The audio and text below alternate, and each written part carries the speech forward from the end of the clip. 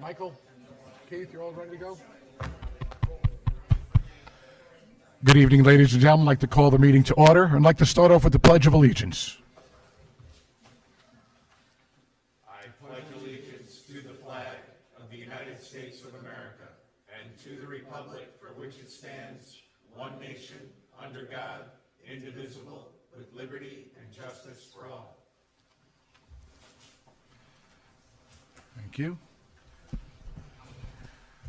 Town Clerk, would you please have a roll call, please? Councilwoman Albrecht. Here. Councilman Mazzella. Here. Councilman O'Hanlon. Here. Councilman Reifenberg. Here. Supervisor Delvecchio. Here. Town Attorneys Emily Swenson. Here. Town Attorney Warren Lupransky. He's here. He's here. He's Oh, here. we Can you gotta read sh- some? we got to share, I'm sorry. All present. All right. Do I hear a motion to adopt the agenda as is? I make a motion to amend the agenda to add a public comment on agenda items only after number 10, presentations. Second. All in favor? Aye. What is it? Okay, public hearings, 7A, continuation of the Bodnar Fund subdivision. Oh, okay. Thank you.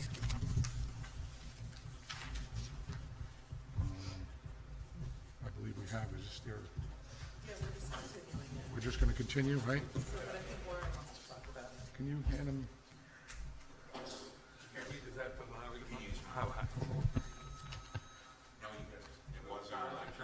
Sorry.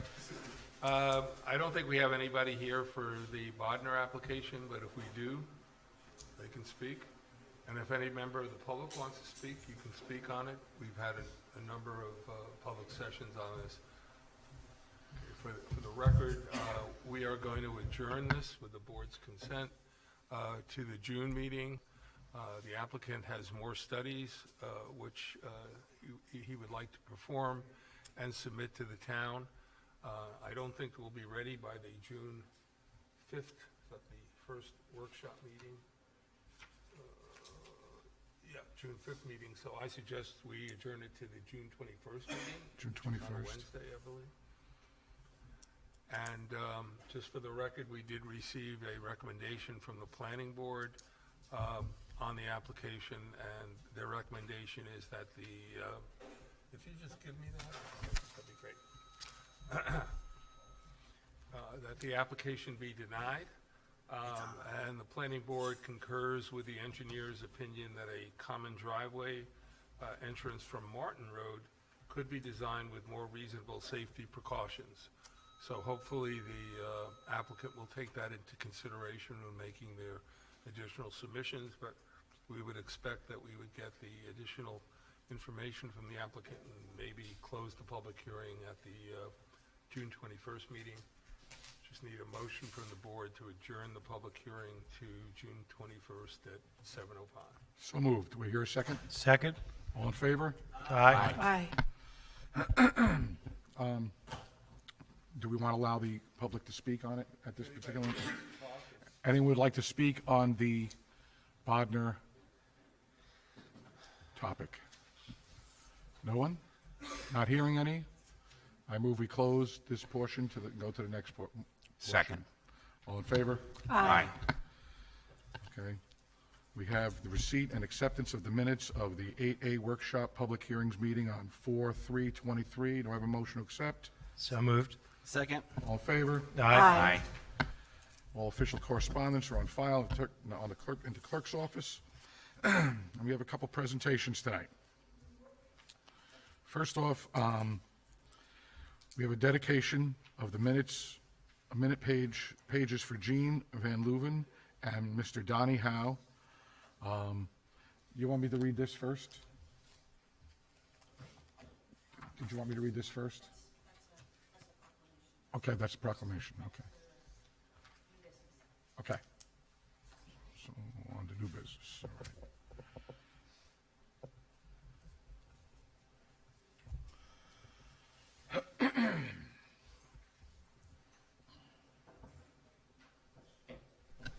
Good evening, everyone.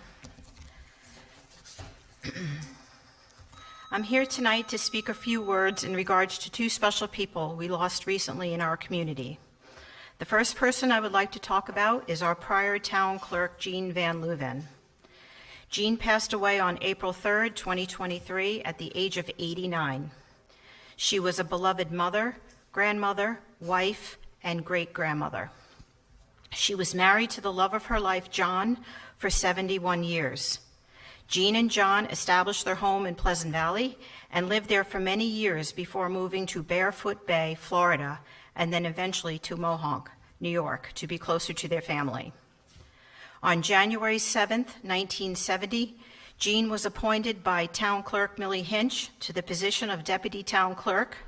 She stayed in that seat until being elected Town Clerk on January 2nd, 1992, until you would find Jean right there cheering him on. She was by his side when he was inducted into the Hudson Valley Historical Committee Hall of Fame. Racing was their passion, which led her to becoming a huge NASCAR fan. Also, she loved her fur babies. That was undeniable. On April 30th, 1995, Jean was interviewed in an article called "Your Home, Avoiding Animal House" by the New York Times in regards to trapping raccoons. Part of the article said, and I quote, "Jean Van Leuven, town clerk for the town of Pleasant Valley, New York, in Dutchess County. I have one, and I'm trying to trap it right now. They are more brazen in the springtime. My husband says it has been on our roof, and I seen it in the tree eating the seed out of our bird feeder." Miss Van Leuven said they have been using a trap baited with cat food to catch the raccoon. She said, "That doesn't seem to be working, so we're going to switch to marshmallows." Even though I never met Jean in person, I had the pleasure of talking to her several times during my tenure here. She would reach out to me, offer advice, and much humor. I remember two particular times. She and I were talking about getting up to the podium and public speaking. Her advice to me was, and I quote, "Honey, no worries. Just picture everyone in their burlap underwear." LOL. Another time, she watched a town board meeting and contacted me and said, and I quote, "Well, that was some meeting. I'm going to go have 2 glasses of wine now, and I suggest you go and have 3. LOL. She would always end her conversations with me, "Town clerks need a good sense of humor." President, friend, and past district chief, Donnie Howe. Donnie passed away on April 8th, 2023, at the age of 73. He was a beloved husband, father, grandfather, and great-grandfather. Donnie was married to the love of his life, Phyllis, for 55 years. They had 3 children, Melinda, Jody, and Mark, and his grandchildren were the light of his life. His dedication to the Firehouse family was commendable and unwavering. Donnie joined the fire company in 1976. He worked his way through the ranks and served as district chief from April 1992 to April 1993. He later served a 5-year term on the Board of Commissioners. Donnie had been the president of the company president since January 2022. If he wasn't cooking for Firehouse events, he was helping at the boot drop for Trees for Troops, or one of his favorites, selling Christmas trees at the firehouse. He was a longtime active member who will be greatly missed by all of his members. Donnie would often come into the clerk's office throughout the years to purchase his compactor tickets. As someone quoted, "He was a straight shooter with a sense of humor." This perfectly describes Donnie, and he would often make us laugh. He knew Kathy and I were New York Ranger fans, and he would always talk about the hockey games, and he would give his insight on how they could play better. He also loved the New York Mets, and his smile was infectious. What pride Donnie had when he came to me with his application and picture to purchase a Hometown Hero banner for his dad. Staff Sergeant John C. Jack Howe, who was enlisted in the U.S. Army Air Force, the 51st Fighter Group called the Flying Tigers. The day his dad's banner hung on the pole, Donnie came to see me and just had no words. Jack worked at Allen's Funeral Home for 24 years as a funeral assistant, serving the families of the Hudson Valley. It is with notable mention Donnie's mom, Bertha, was also a big part of our community. She worked at Traver Road School from 1957 to 1984. Then, as the deputy town clerk for many years, as well as the deputy tax collector, until her retirement in December of 2011. This was quoted, "Beneath the scraggly hair and dusty exterior, there was a heart of gold. Never truer words were spoken. The love Donnie had for his family, his friends, and his community showed who the true Donnie Howe was." And he stated, "The best beers are the ones we share with friends." So we raise a glass to you, Donnie. You are a true friend. Please join the town board and myself at the workshop meeting on June 5th in the dedication to the Howe family to rename Field 2 to Howe Park. A few months ago, I had the honor and privilege of interviewing Donnie about the history, his grandparents, and how recreation was a vision of his grandfather and how it became an important piece of our town's history. So to Jean and Donnie, although we're apart, your spirit lives within our community and our hearts. Keep smiling down on all of us. And Jean, continue to cheer for the races you love so much. And Donnie, keep cheering. Let's go Rangers. Let's go Mets. I am asking the town board to make a motion on the floor tonight in Jean and Donnie's honor and dedicate blank minute pages in the minutes for their memory. So moved. Second. All in favor? Thank you. Thank you, Mary Beth. Nicely done. Okay, this time we'd like to bring up CPL with a presentation and update of our town hall. I did have just a presentation but I didn't know if we were set up to do something on the wall. Can we get that?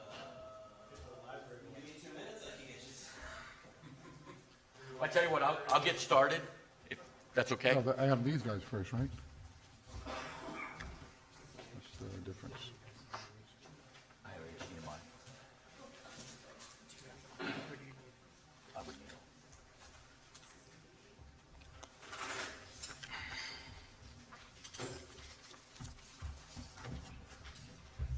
Sorry.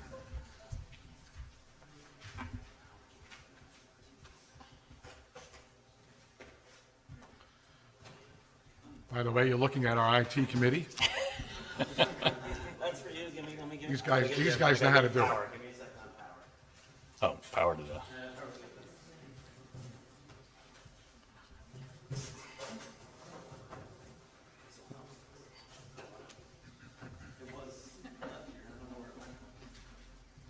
Would it be in this thing here? In that drawer? Maybe.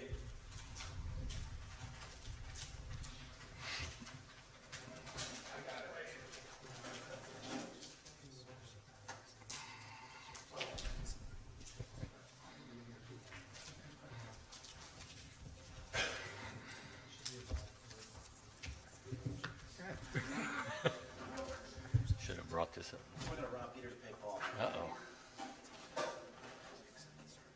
Not ready. We're good.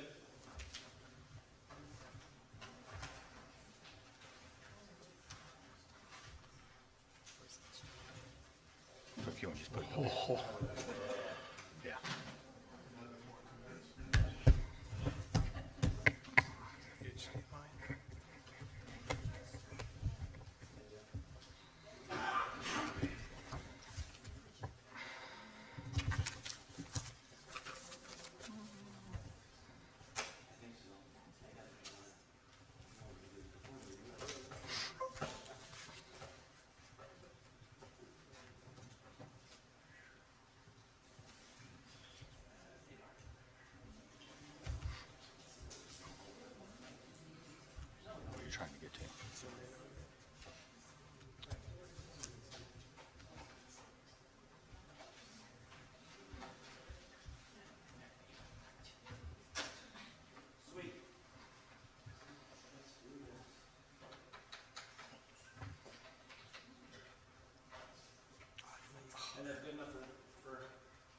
for jazz. How about a nice round of applause for our IT committee? All right, Our IT maintenance team. I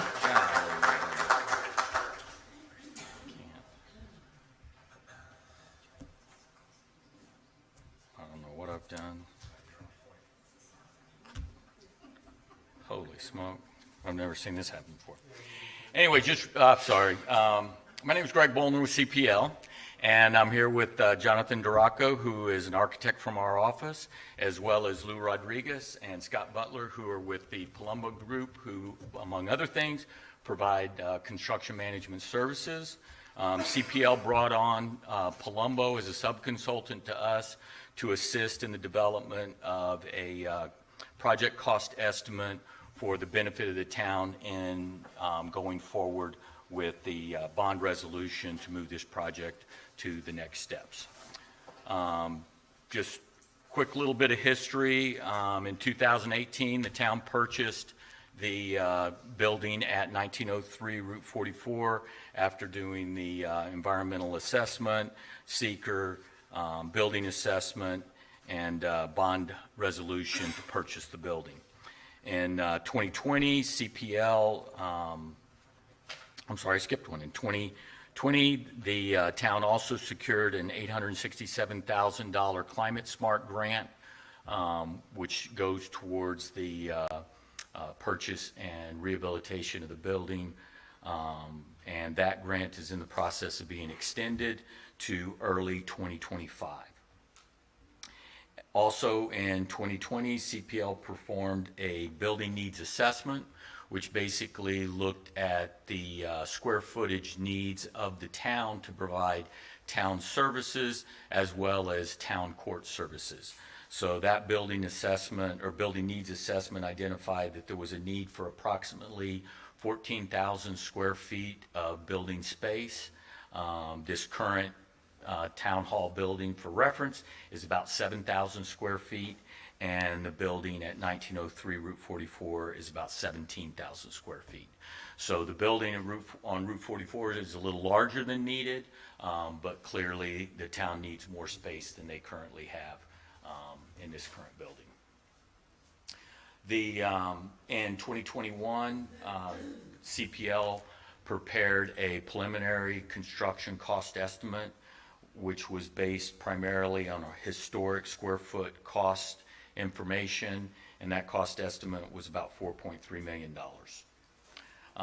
Also in 2022, CPL prepared the critical investigation to look at the asbestos abatement, or the presence of asbestos, the condition of the well and subsurface disposal system, any structural limitations, and then also building fire suppression requirements.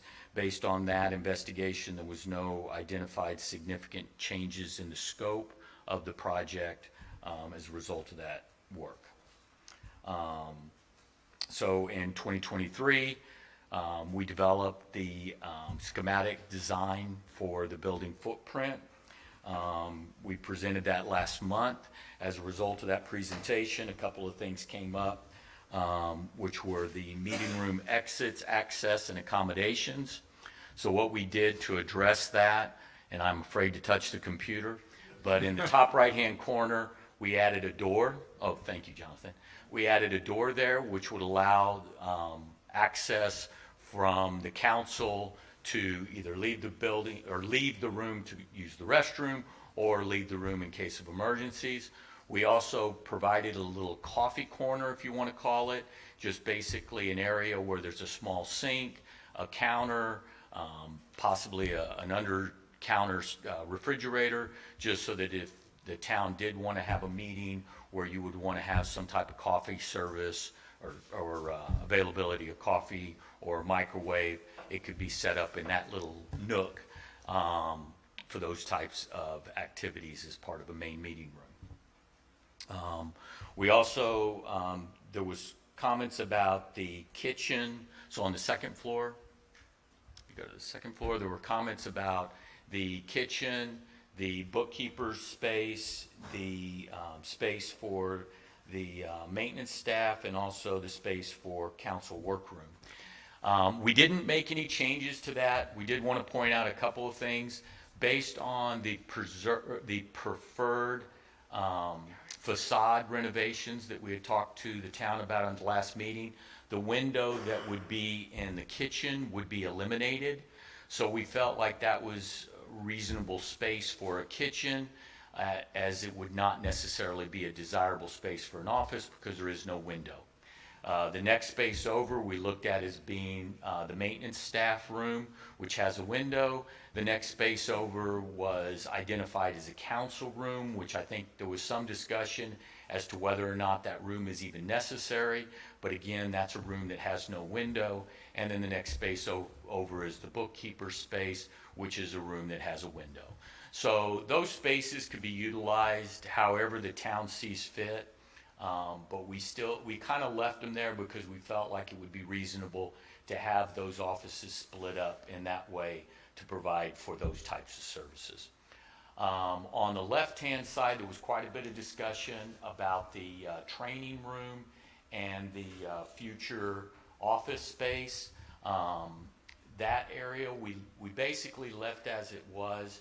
And one of the things that we had looked at is based on the square footage of a training room, if you get any larger than that, it requires a heavier floor load as part of the building code.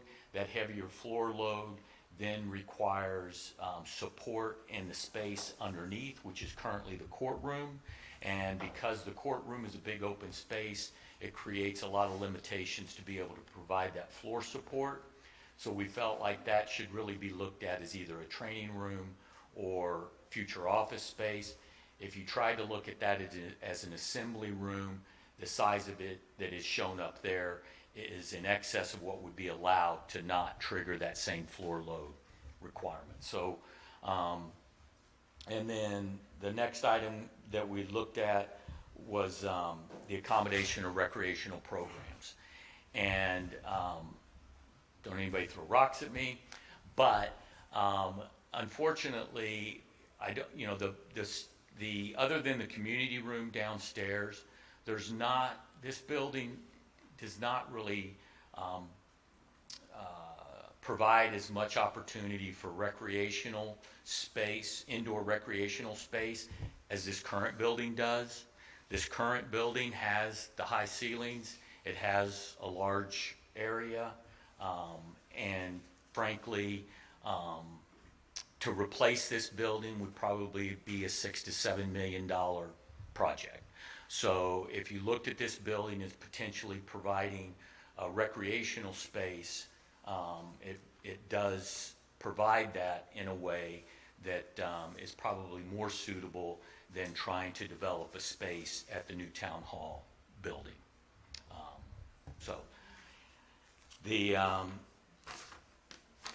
So going on to the next. So again, we brought on the Palumbo Group to assist us or provide us with a project cost estimate, utilizing their experience and understanding of what the costs what construction costs have increased in the last year to year and a half, as I'm sure many people know. Also to look at some of their experience and what actual construction costs are. They're here tonight. I'm going to go ahead and make the presentation, but they're here tonight in case there's any questions that the board would like to ask specifically to either Scott or Lou Rodriguez from the Palumbo Group. So just real quickly, the direct construction costs, which were identified, is about $5.96 million. The general conditions is about 12%. And again, this is just simply based on their construction experience, but it's about 12%. General conditions are generally your general contractor costs, your insurance costs, your bonding costs, your construction trailer, a few other things which I'm sure they can extend upon when they come up. Your design contingencies, which are generally things that might come up during design where there's identified additional scope. That's about 5%, which is about $300,000. Construction contingencies, which would be a little bit of a buffer for actual bidding costs, as well as things that may come up during construction, which modify the scope, and that's about $600,000. And then the last line item is project incidentals, which are legal fees, engineering fees, and construction management services, which is about 15%, which is about $900,000, which brings the total cost of the project to about $8.46 million. We tried to develop something that the town could use comfortably in developing a bond resolution for moving forward. I'm sure the attorneys can go into this in more detail, but a bond resolution simply authorizes the town to bond a certain amount. It doesn't actually require or set up or set the bonding. It just gives them the authority to bond. Emily, is that correctly stated enough? So, and then we also had looked at a couple of items that could be some potential cost savings from what we had developed. One of those is the roof material. We had originally talked to the town about doing a standing seam metal roof.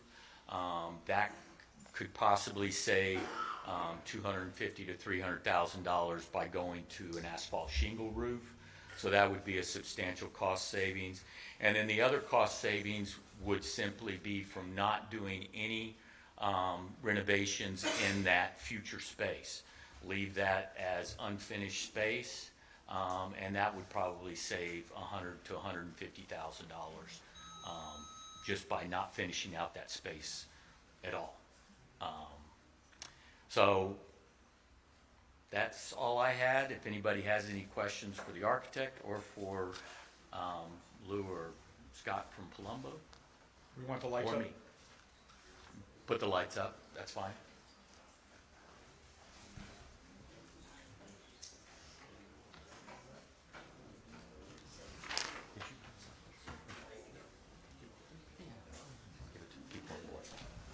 I have a couple of questions if we are going around.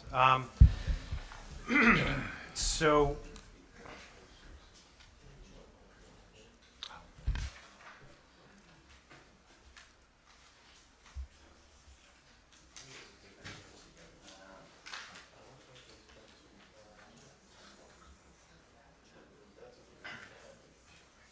Thank you, sir.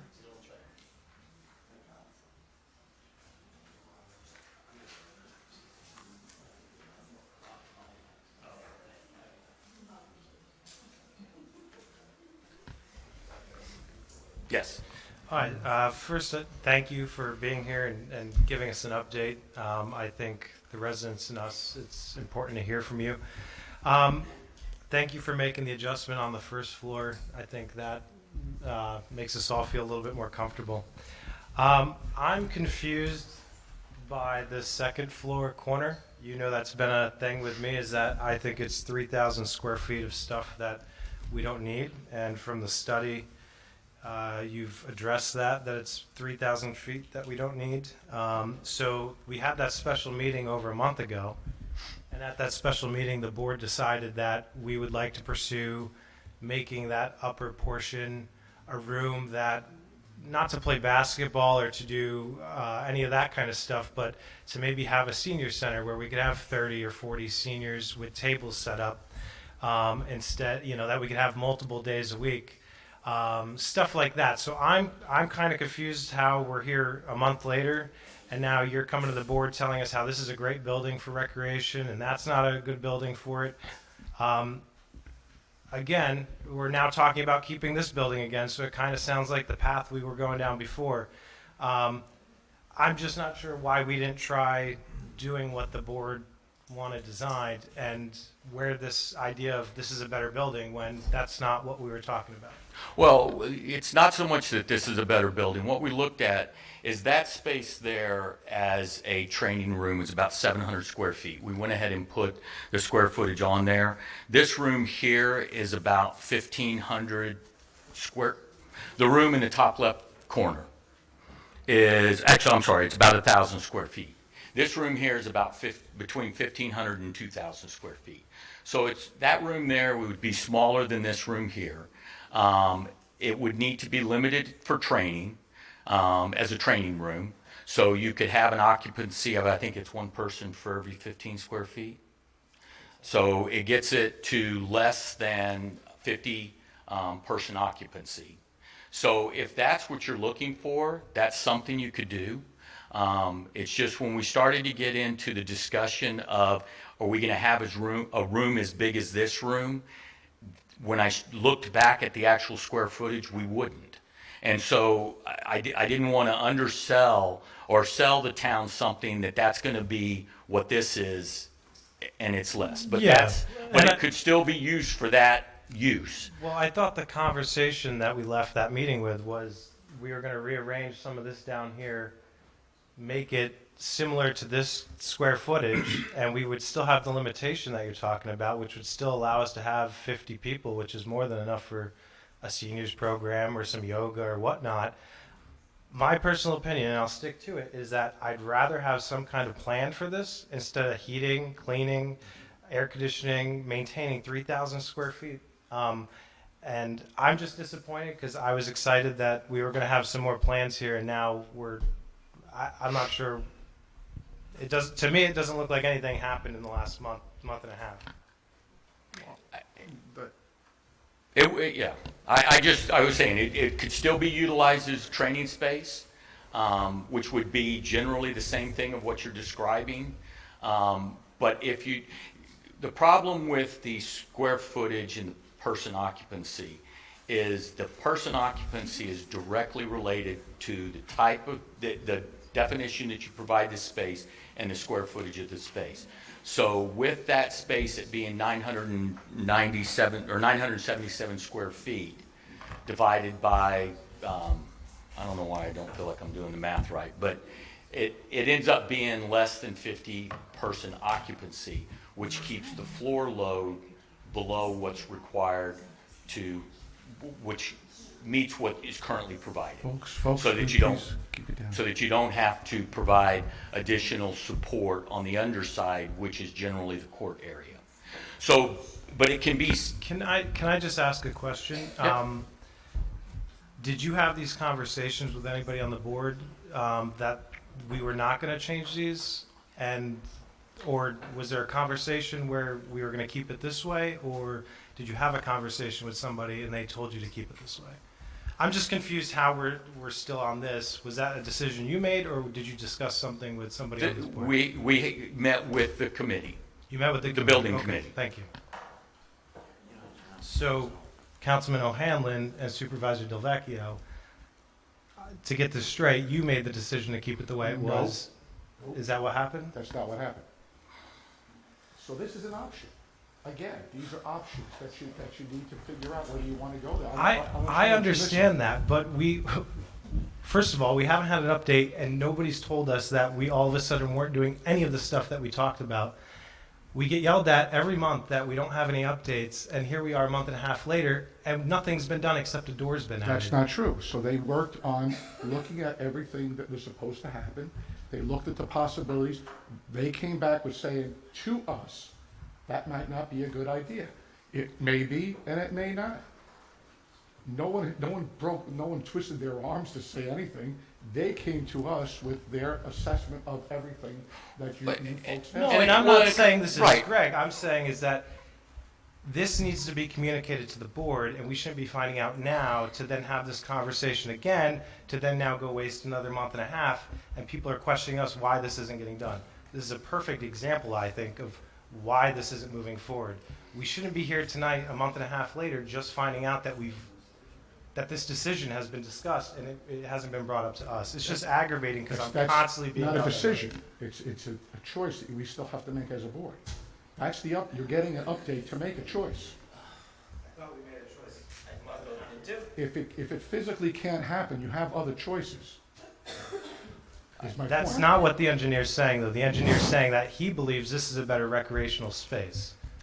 Please, Greg, explain. what you I think. guess my point is what started to be discussed during that last meeting from the people representing recreation is they wanted the kitchen moved closer to that area to be utilized as a kitchen.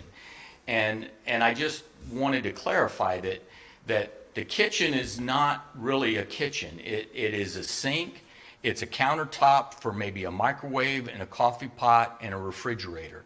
It's not a commercial kitchen. And if that's a misunderstanding, that's a bigger question, because to create a commercial kitchen in this space is a significant endeavor. It's a significant expense.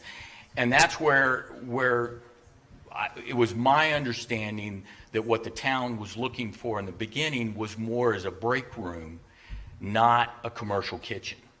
That's what true. Rex seemed to be looking for was a kitchen. And We have here. I think Rec is looking for what we have right here. Right here. does that have a stove in it? Yes. Yes. That would not be allowed.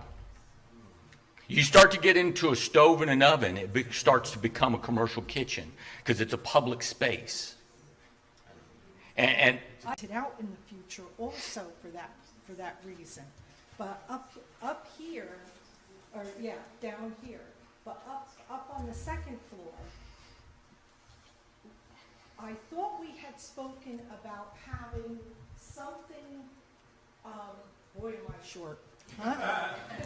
well, I know what yes. Right in here to have a doorway so that people could use the facility when we're not there, because we don't want people just randomly walking around if they want to come in and have a meeting after hours.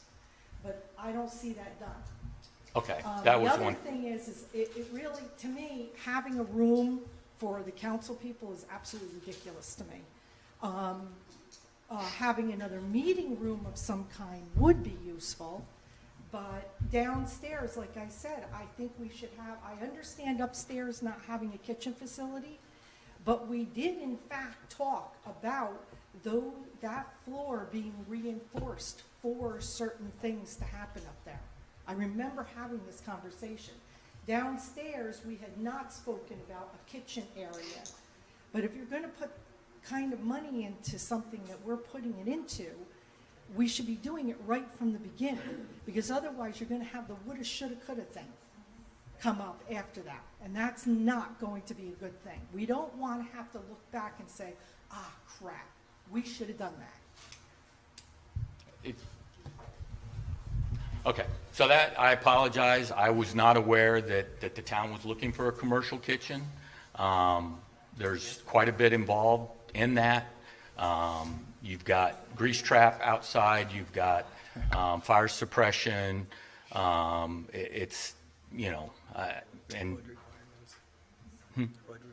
Oh, yeah, well, you've got hood requirements. I mean, I realize that you have a stove in this room, but that would not be allowed for new construction. It would trigger a requirement for a We're not commercial Board of Health kitchen. compliant here either. No, you would, for a commercial kitchen, you have to have a 3-bay sink. There's quite a bit that goes into that. You've got annual, I think it's annual health department inspection. It's, you know, and that was not, I apologize if that's what the town was looking for as a commercial kitchen, but that was not anything that I was ever of the understanding that that was what was being provided.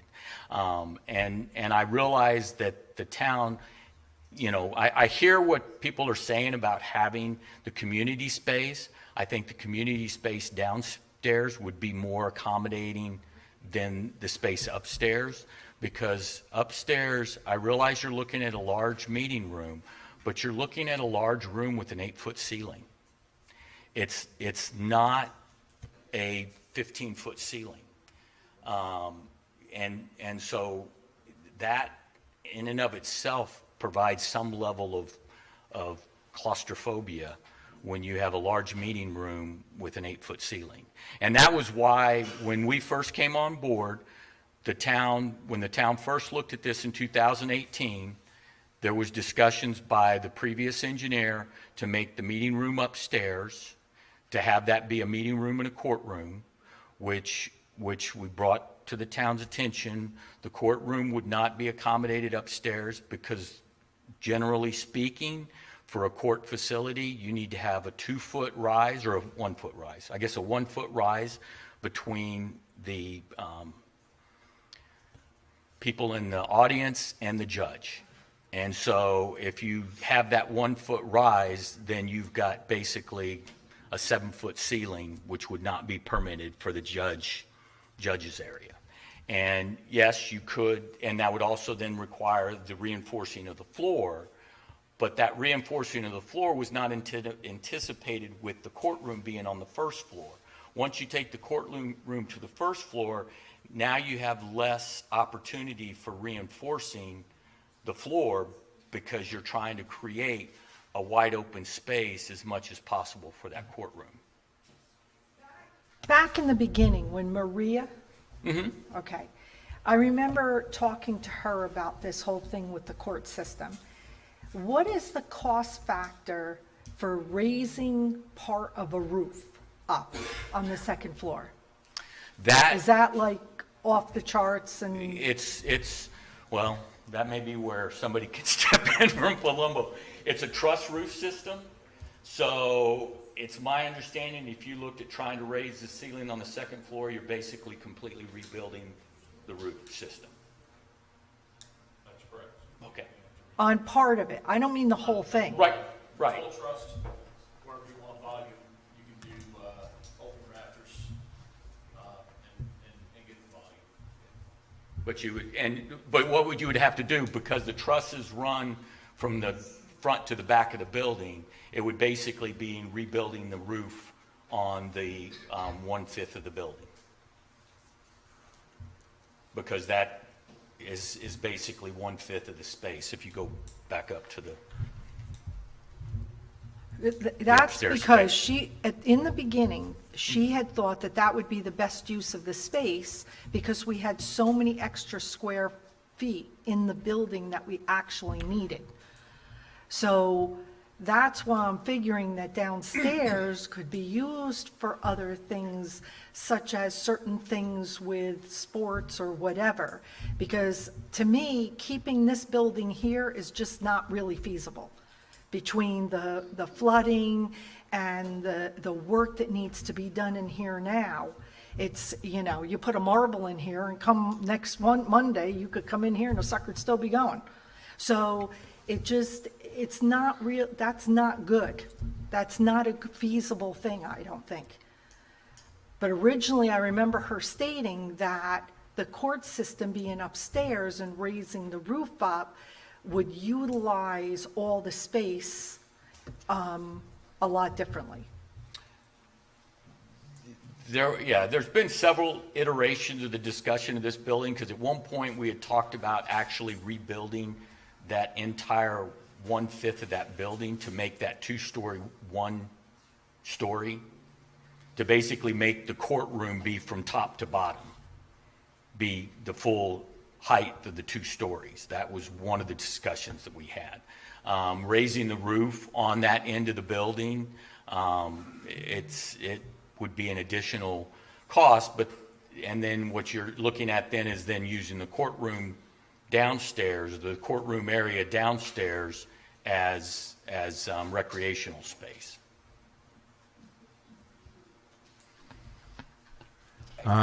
Greg, I know it's tough, but okay.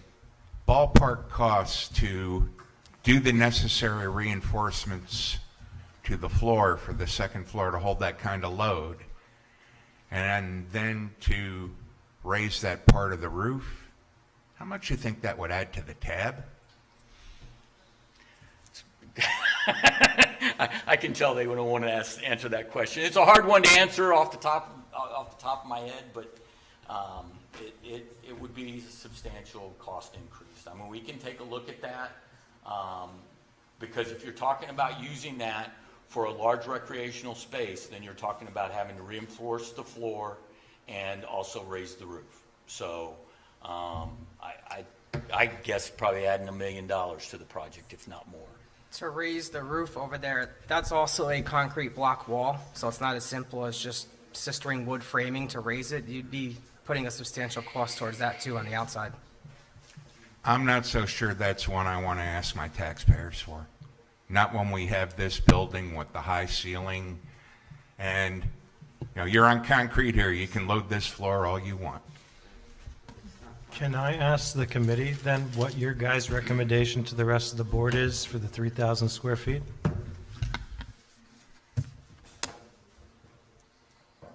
Well, we certainly need a conference room, there's no question about that. So one of those spaces, I don't know which one was assigned to that. But a conference room was one of the things. I thought possibly that we'd have some form of drop-in kind of center, like a rec center kind of thing, where a minor amount of people can come through, nothing major. Well, I guess I think that's what we talked about. And And I you have think, that option there. You could so do that. that's But why, I don't think we can do with keeping the frame that we're at, with making an entire senior center. well, we talked, so let me ask you this, Greg. If we combined, let's say that middle room, Meeting room. if we combine that top room with the middle room there, you're saying once we exceed a certain square footage, that 15 square foot per person, that changes? Or does it remain 15 square feet per person for the load? So for a training room, it's one person for 15 square feet. For a meeting room, it's one person for every 20 square feet. Is that correct? I'm not sure. Okay. We'd have to look into that, but basically what it gets into is that type of a calculation.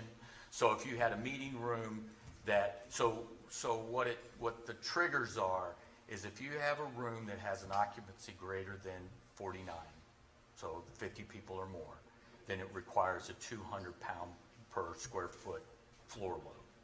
So then you have to look at the square footage and the occupancy type. And the occupancy type of training room has an assumed less people per square foot than an occupancy of a meeting room. So if you're looking for a meeting room, then you'd be limited to a smaller room because you need to stay. We could look at that and split that room up into 2 meeting rooms with the smaller square footage. The 1,000 square foot and the one below that is about 350 square feet. So you could split that into 2 smaller conference rooms if you wanted to say. But what we were trying to look at is that one space at the northwest. If you had that as a training room, then you could accommodate, and calling it a training room, then you could accommodate the 49 people in that room, spread out, tables, that type of a setup. And that would work fine in that room. And that would stay basically the way it's shown now. Okay, So the only thing, it's just whether or not you call it a training room or a recreational space. So there's no way to do what we talked about down in this corner, combining the rooms, taking out the council room because we don't need it, moving the bookkeeper room over. We were going to take this bottom corner here and kind of swap it up with that. That was the plan. And even if it was a senior center, there's a lot of people here, but I don't think they're over 49 people. About 85. What? We're up to like 80, aren't we, on Fridays? Well, you have 80 people that are part of the program, but 80 will show up, but we're pretty close to 50. 50? Yeah. Yeah, I mean, it's been getting a little more, treatment, word is getting out. But I was also under the impression that the seniors were gonna pack up that. Yeah, yeah. Can I ask this question? Now that I'm just seeing, what if just we took all these office things here and put it to the side that's over here, it doesn't need as much reinforcement. And over the center, where we know there's a center beam, right? There's a center beam. Yes. We put that square footage in the middle. It'll be the center of the building, you have to come down the hallway, but then you have your reinforcement that you would need. Well, what you could do is if you go to the, if you can show both at the same time, Jonathan. So if you look at the lower space, if you keep the lower space the way it is,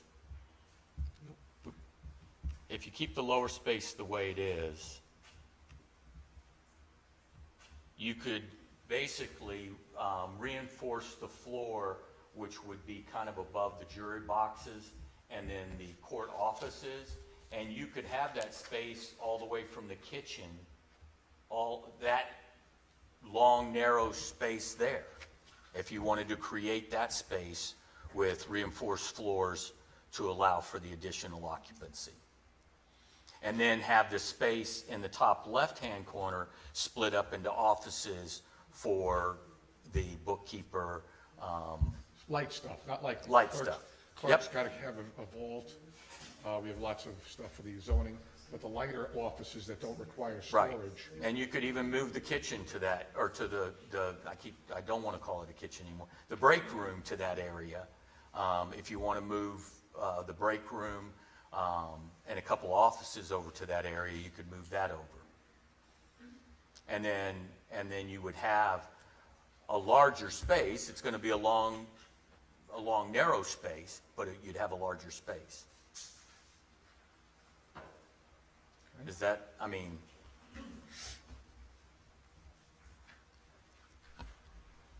Yeah, I mean, I would love if the committee can work with Greg and figure out a way to make that 3,000 square foot a senior center of some sort and make it happen. And if you need help, I think the other three of us are here willing to help. But I think talking about taxpayers, it's kind of difficult to say to the taxpayers that we're going to have 3,000 extra square feet and not have a plan for it. So I'm willing to help if you guys need help, but I think we need to do something with it. I mean, if we're talking about reorienting some of the space upstairs, I don't think that's going to create any real changes in the project cost estimate, but we can look at changing some of that space up there. And when is your next meeting? The next one is, Because if we're just talking about making schematic changes, I realize that you're concerned about, having this go on and on. We're 2 weeks out, up 2 weeks from now, right? May 1st. May 1st. So we can make changes to the schematic drawings and come back May 1st. Move some of the offices around to that northwest corner.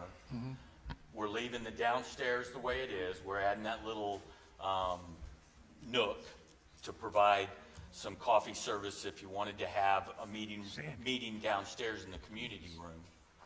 And then at the same time, I'd like to maybe meet with the rec director out at the building so that people get an idea of what it's going to feel like being in a large space with the 8-foot ceiling.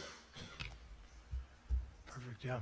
And can I just ask, when you send any updated plans or whatnot, would you mind sending them to the whole board? Okay. If you have them prior to the meeting, just so then we can go to the committee members and maybe get some of these addressed prior to the meeting.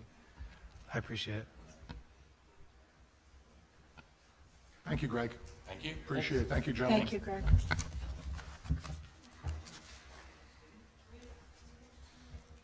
Excuse me? Yes. In the middle, yes. There's a lift. No. No. No.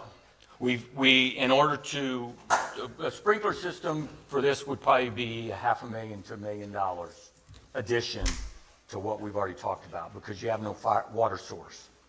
So you'd have to have water storage tanks, you'd have to have a sprinkler system.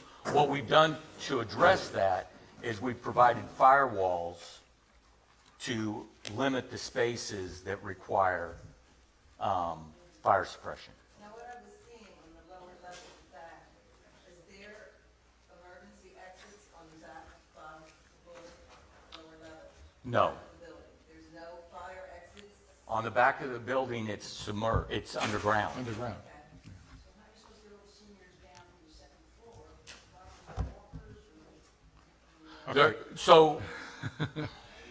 Sorry. All right, we got to continue.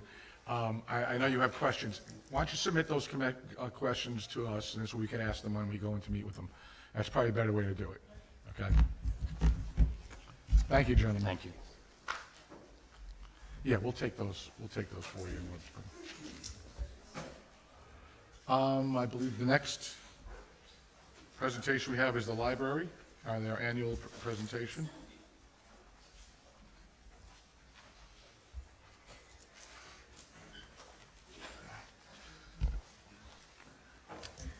Hello, my name is Daniela. I'm your friendly neighborhood librarian, and I'm here tonight because last month we had submitted to every household in Pleasant Valley the annual report to the community. And I just wanted to take a few minutes tonight to share with you what I feel are some of the highlights that your town library has to offer. Keep in mind that of the towns in Dutchess County, Pleasant Valley is the 9th largest, and so you would expect that when it comes to our statistics, we would be perhaps 9th in terms of circulation or door count or, what have you, program attendance. Instead, we consistently rank among the top 5, and I just think that's because our community really values the library and it knows what it has. A library is perhaps one of the few remaining public goods that each town has, and it can be individual depending on the character and the personality of the town that it serves. I think it's amazing that in a town of less than 10,000 people, over almost 100,000 items were checked out. 13,000 were ebooks and audiobooks that were downloaded, that the door count is 86,000 people, that we had thousands of children coming to our programs all summer long. We have over 20 adults who volunteer at the library on a weekly basis. Our teen program for the summer is just an amazing asset that the teens of Pleasant Valley can utilize. Our volunteers worked over 1,300 hours last year. They raised over $34,000. That's how we're able to offer all the programming in the amazing space that we have. I do not envy you your conversations about programming space. Certainly, we have 4 programming spaces at the library now that are booked constantly on a monthly basis, over 70 times a month. And it's great to see that you guys are moving forward towards being partners in that. I think that most towns, ours in particular, is hungry for a space of community where people can get together. So that's great. If you ever want to check out our community room with low ceilings, it does work. It's not like it's not a deal breaker that they're 8 feet tall. It's just enough to have everyone in the community together. So that was what I wanted to say about the annual report. I'm going to leave some copies at the back in case you overlooked the one that came in your mailbox. And if anyone had any questions about it, I would love to answer them. I live to talk about the library. I know you have a very long agenda tonight, so I'll try to keep it short. I did want to say, speaking about community and the library, one of the things the library board will be embarking on this year is a project called Turning Outward Community Conversations. This was a program that was piloted by the American Library Association, where individual libraries can be trained to utilize their position in a community in order to bring the community together to find out what it is that the community is hungry for. We would be asking such questions of the community as, what kind of community do you want to live in? Why is that important to you? What are some issues that you feel should be important to the town? What concerns do you have? And the library, because what we specialize in is information and gathering it and compiling it, we would be trained in how to have these conversations with the community, invite people into the space. So it wouldn't be a question of the library. It would be the library utilizing its position to gather information for the town. And we would be inviting all the community stakeholders in to learn about the town and contribute. And then we would compile a report and we would share it with you and all the stakeholders. Many libraries in not just the county, but in the United States have gone through this. I actually had signed up to have the Pleasant Valley Library do it in 2018, and then the fire happened. And then moving into the temp space happened. And it just seemed that every year that I wanted to do this, there was a bigger project that needed to get done. So now we have this wonderful space that I would, again, be very proud to say not a single local tax dollar was used to raise that $3 million. And we have this wonderful space that we want to share with everyone and get feedback on what they would like to see it used for, and how they would like to see the town improve. And then finally, I would say that as a side note, I did see on Facebook that there were some people who were concerned about the library and the burglary that happened 2 weeks ago. It's not related at all to any of the vandalism that you guys are worried about. It's not the same person. There's an active open investigation with the troopers. We know who it is. So it's not random vandalism. It was a very it was a targeted library thing. So you don't have to worry about that in terms of whatever's going on in town. And I guess I would end by saying I would just want to thank you all for the support that you're always showing for the library. It's really important I certainly have dedicated my life to the idea that the library is one of the most fundamental spaces that any community can have. I think it needs support. I think it supports in turn its community, and just that symbiotic relationship is a core to the character of each town. And I just want to thank you for always giving us the space to speak and to have that dialogue. And I don't know if anyone has any questions for me, but I would say thank you again. Over there. I'll take a minute. I want to say first, as a former trustee, I've gotten to watch you run the library and the board, and I've seen the inner workings of everything. And I think you, as a director, set an example for all of us to learn from of how to budget, how to use every tax dollar to the best of your ability. And I just want to publicly thank you for everything that you do for our library, the staff, the board of directors, the board of trustees, both past and present, and just all the volunteers, because I personally believe that the library is probably the best thing that we have in our town right now, and it sets an example of what we should all be striving for. So thank you for everything you do and all the programs and all the free stuff that you offer, not just kids, but adults and seniors and everything else. It doesn't go unnoticed, so thank you. Oh, thank you. It's my pleasure to do it. Absolutely. Thank you.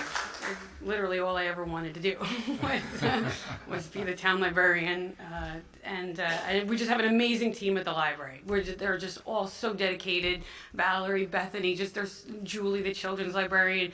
I would invite you all in to come and use your library. Even if you don't need to, it's such an amazing way to connect with other people in your community. I mean, 86,000 door counts. You're bound to run into somebody you know. And thank you. Thank you. Okay. New business discussion, first off. Really quick, I make a motion to open the meeting to the public for agenda items only. Second. We added it to the beginning of the meeting. We added it at the beginning of the meeting. Oh, right, okay. All in favor? Aye.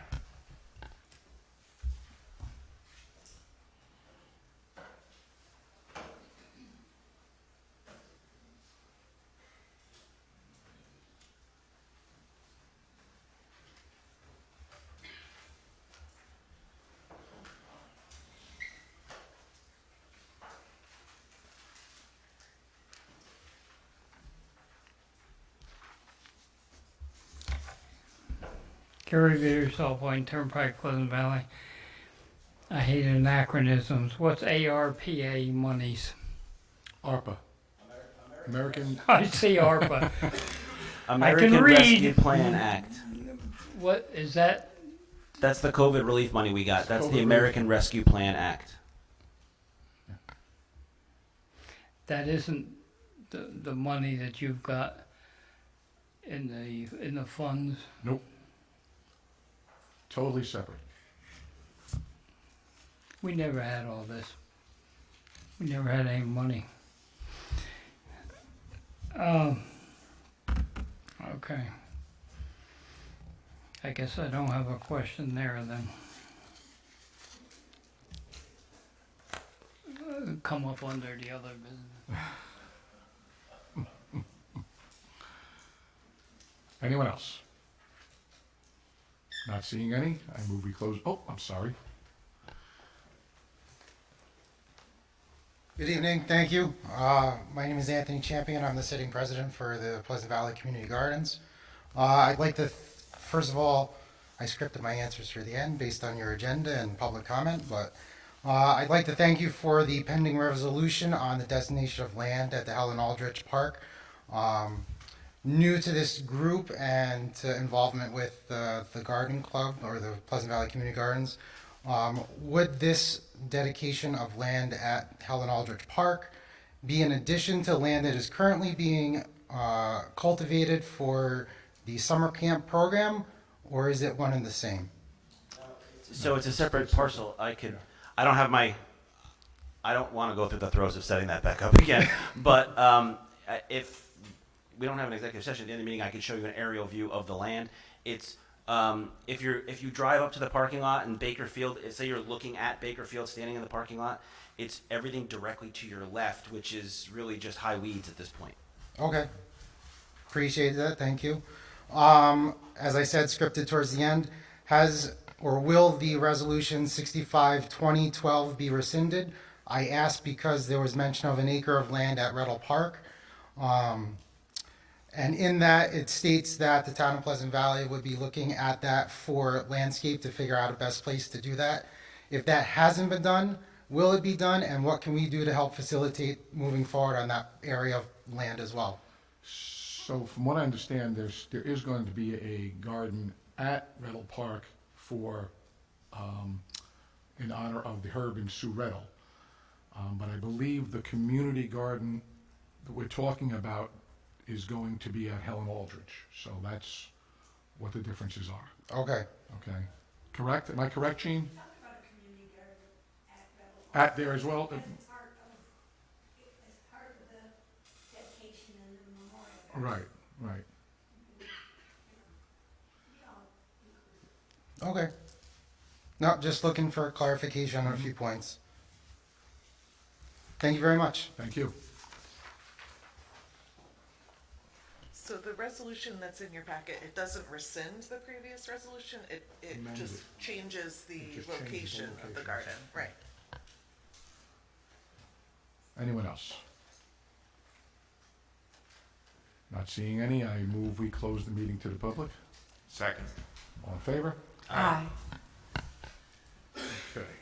New business discussion. First, I have a proclamation I'm to read on behalf of our town clerk. The 54th Annual Professional Municipal Clerks Week is April 30th through May 6th, 2023. Whereas, I get to read this whole thing now, huh? Whereas the office of professional municipal clerk, a time-honored and vital part of local government, exists throughout the world. And whereas the office of professional municipal clerk is the oldest among public servants. And whereas the office of professional municipal clerk provides the professional link between the citizens and local governing bodies and agencies of government and at other levels. And whereas the professional municipal clerks have pledged to be ever mindful of their neutrality and impartiality, rendering equal service to all. And whereas the professional municipal clerk serves as the information center on functions of all local government and community. And whereas the professional municipal clerks continually strive to improve the administration of the affairs of the office of the professional municipal clerk through participation in education programs, seminars, workshops, and the annual meetings for their state, provincial, county, and international professional organizations. Whereas it is most appropriate that we recognize the accomplishments of the office of professional municipal clerk. Now, therefore, I, John Del Vecchio, Supervisor of Town Pleasant Valley, do hereby recognize the week of April 30th through May 6th, 2023, as Professional Municipal Clerks Week, and further extend appreciation to our professional municipal clerk, Mary Beth Muir, and her deputy municipal clerks, Kathy Miller and Deborah Dugal, and all professional municipal clerks for the vital services they perform and their exemplary dedication to the communities they represent. That's that.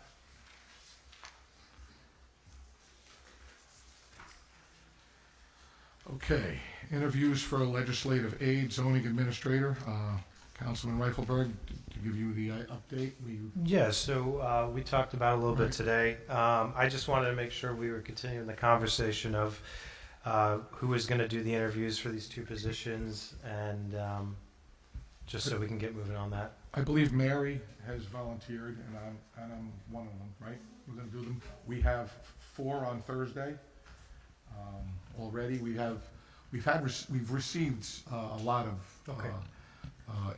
possibilities, and we've gotten down to about maybe good 15, and 4 start this Thursday to interview. So it started. The process has begun. Awesome. Thank you. Okay. Any other questions on that? Update on new property at Bower Park.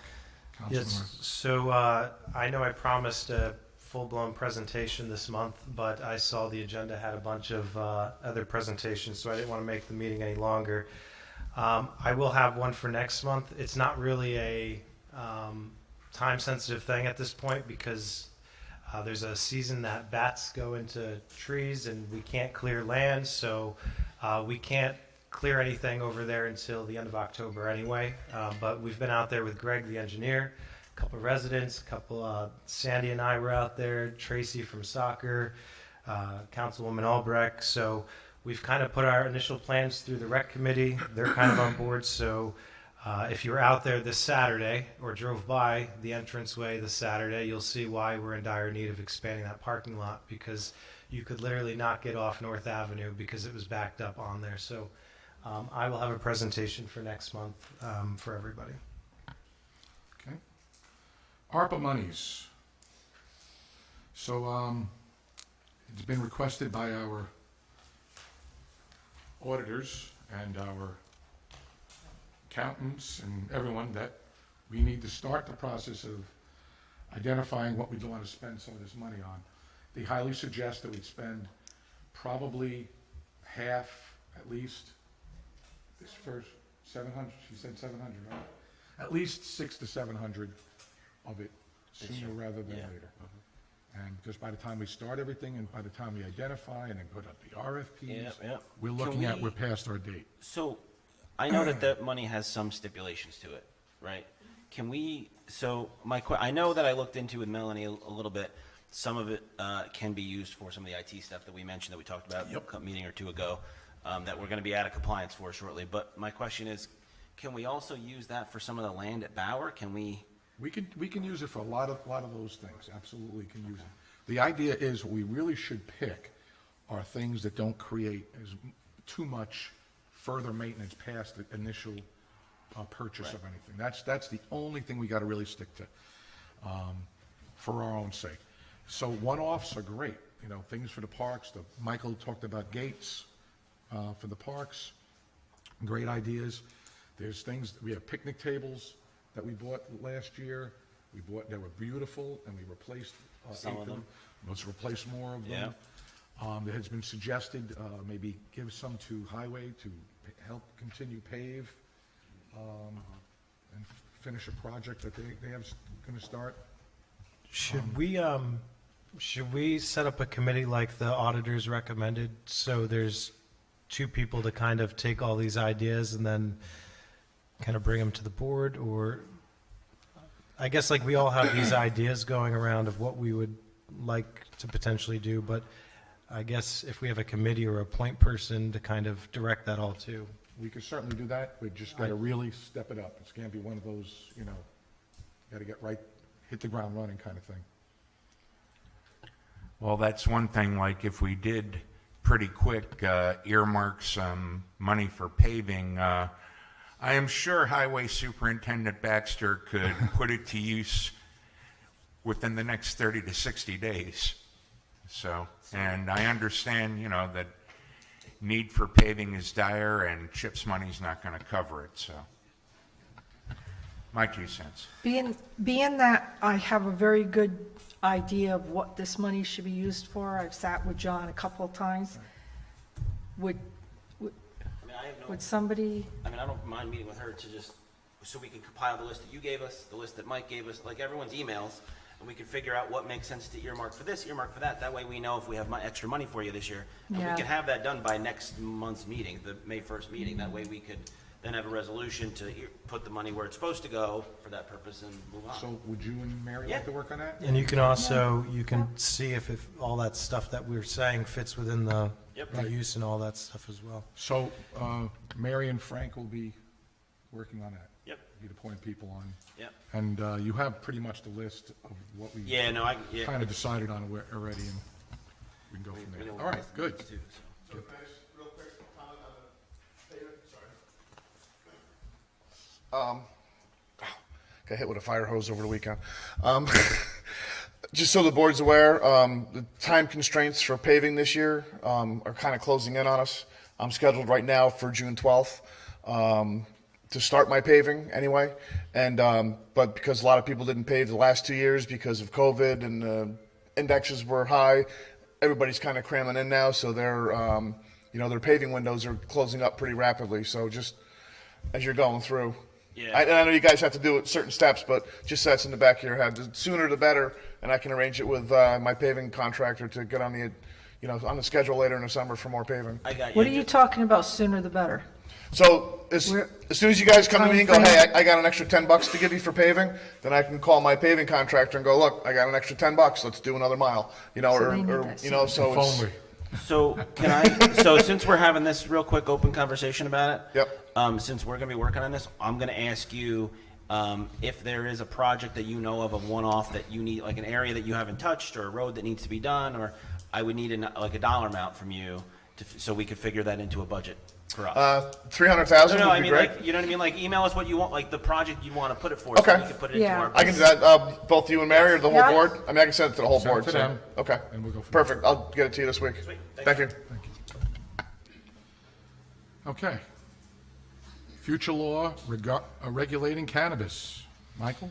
So the past board elected out of allowing distribution or selling of cannabis within the town under the assumption that the discussion at the time was to put zoning codes and local law into place to regulate that in the future. So when we were down at Association of Towns, Warren, Emily, and I sat in a class. I know Warren's already written some laws that they actually were handing out as examples there for the whole state.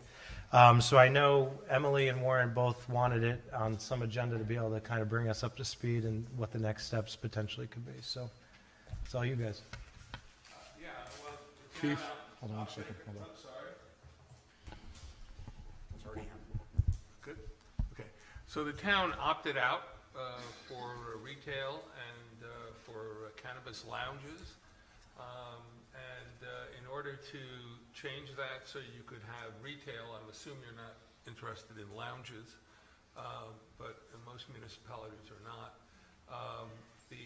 But if you are interested in having a retail cannabis facility in town, assuming that one gets licensed and applies to the town for permission to locate within the town would have to rescind the opting out that town did last year. Prior to December 31st of last year, you opted out. If the town would like to do that, the first step would be for us to prepare a local law opting in and changing that. It would not be subject to a permissive referendum. It would just be a local law that would be passed by a majority vote of the town board. And then after you opt in, then you would have the responsibility for determining where in the town, or how are you going to regulate a facility if one becomes licensed and that applies to the planning board for approval to locate in the town. And that will require an amendment to your zoning law, which would identify the area or areas in the town where you would permit a retail cannabis facility to be located, and to include regulations concerning the siting and operation to some extent of that facility. We have numerous examples of other municipalities that have done that, similar to Pleasant Valley. We're in the process of, we created a law in the town of Pine Plains, which we are going to vote on, I believe, at the next meeting, and I can provide a copy of that to the town board. If you want to discuss it among the town board members, we can do that, or if you want to have some sort of committee appointed to discuss it. But if it's something that you would like to do, I would recommend that you do it sooner than later. There has been some holdup in the licensing in the Mid-Hudson Valley area. I don't think that that's actually cleared, but at some point they are going to start licensing facilities in the Mid-Hudson Valley, so you don't want to be caught, if it's a facility that you'd like to see in the town, you don't want to be caught without an opportunity to cite facility in the town of Pleasant Valley. So, and the other thing that we just noticed, which was interesting in the town of Pine Plains, that although we don't regulate cultivating businesses, which are regulated strictly by the state, we did find out that cultivating businesses that are approved for operation by the State Cannabis Board also have a component, a limited manufacturing component, which allows them to conduct manufacturing. We cannot regulate the growing of cannabis within the town, but it appears that we can regulate in conjunction with the state the cultivation, the manufacturing of cannabis as part of that type of cannabis growing license.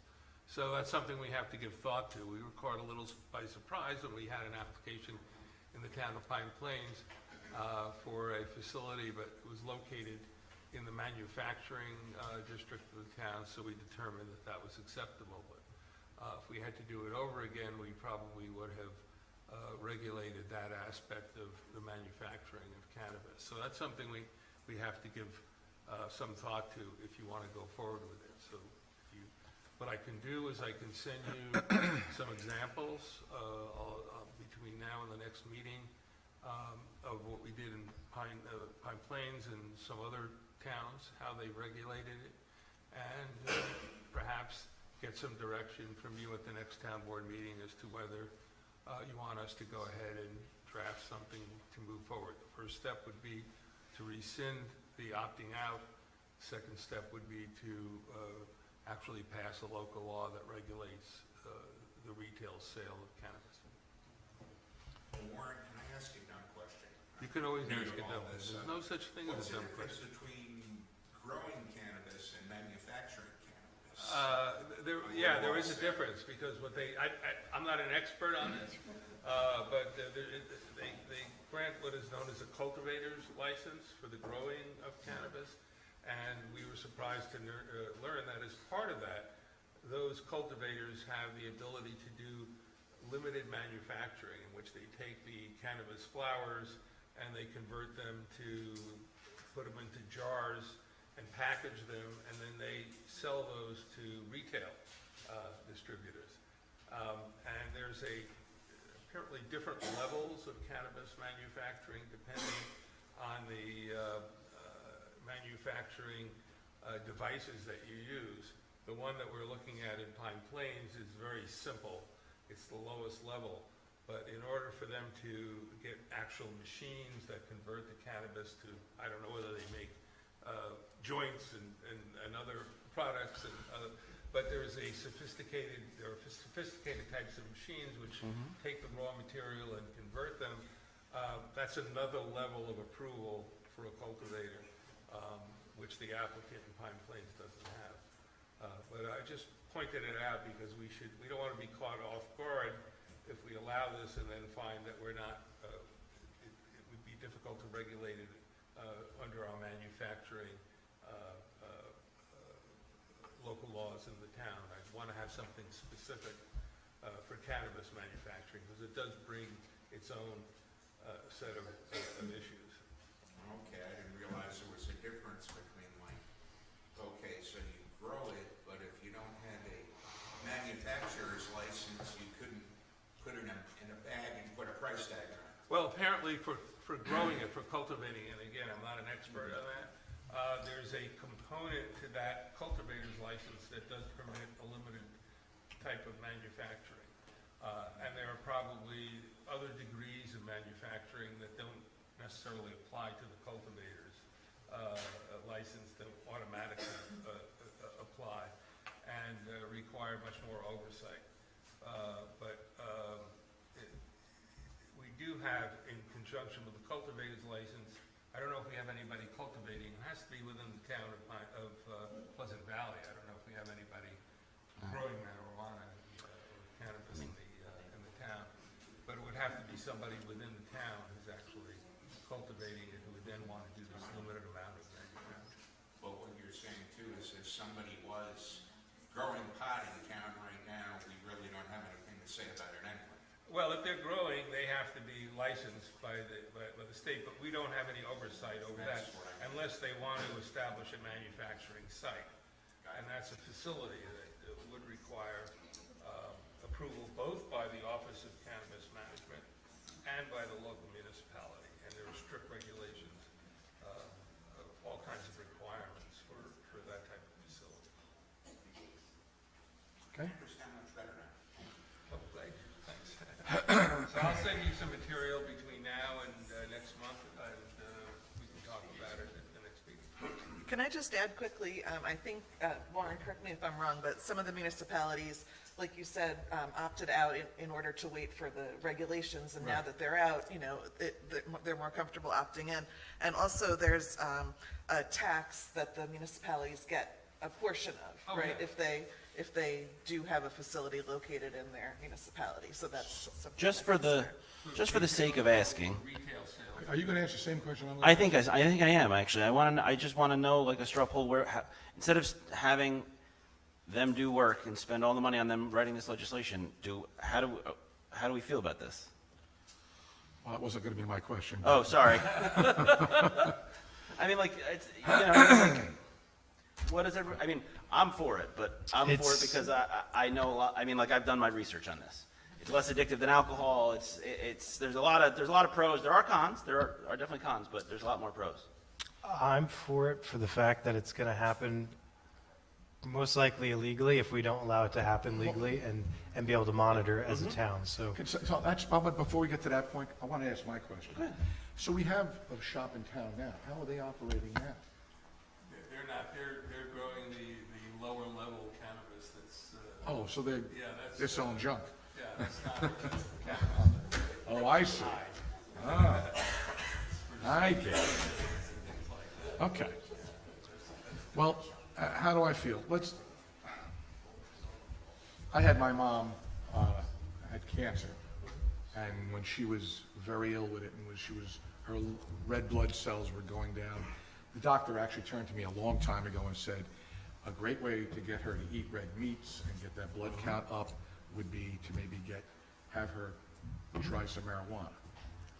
So he said, if you know anybody, that would help her. So I know the added effects that are positive to it. However, sitting in this position and looking out the window and seeing all the things that have been going on in our town more recently, does it bring an element here that we're just not ready for?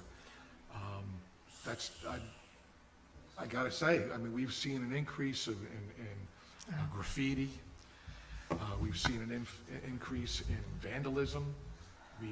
We've recognized some of the vandalism and graffiti as to be gang-related, and it's here.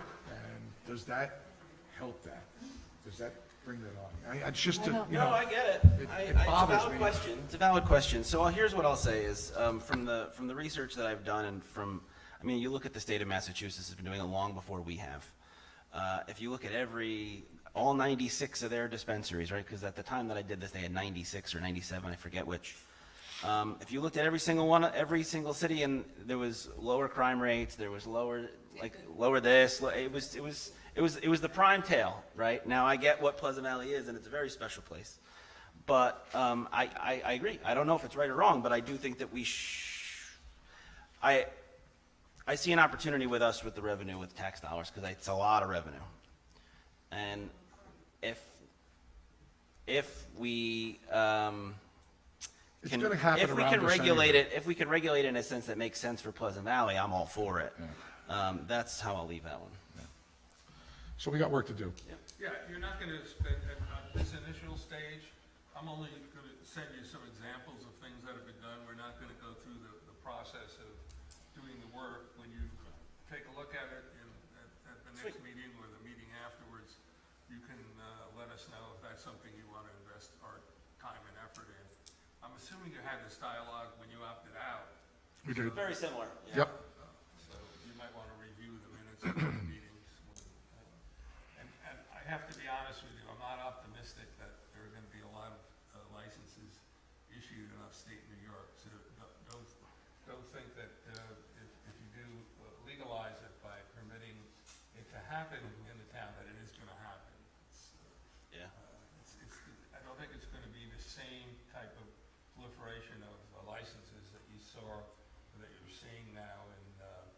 Massachusetts, for example, where in some of the towns like Great Barrington, I think they have 4 or 5 retail dispensaries in the town.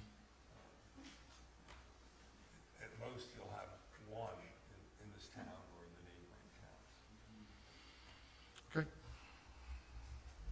Thank you, Warren. All right, volunteer firefighter tax exemption, Councilman Reifenberg. So I think it was maybe a month and a half ago, we had the senior citizens tax exemption change in the law that we were proposing. And then we were also talking about giving a tax exemption for qualified volunteer firefighters. We had moved along with the senior citizens one, but we kind of held off on starting the process for the volunteer firefighters because I think we were trying to figure out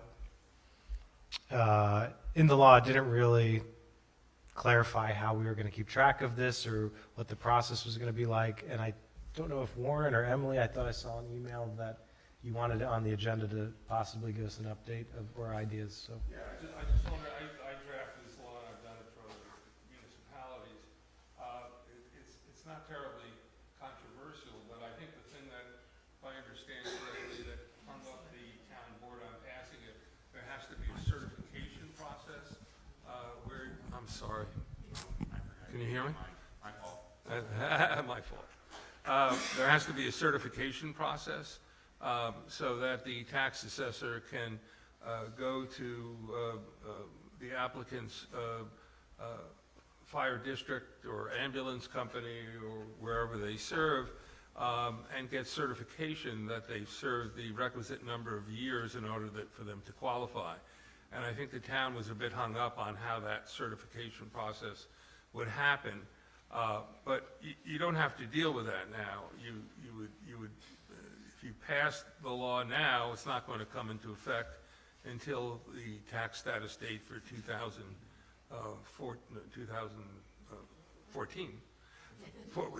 24, I'm sorry. I wish it was 2014. So it's nothing that is going to come into effect immediately, and you'll have time to figure out the certification process.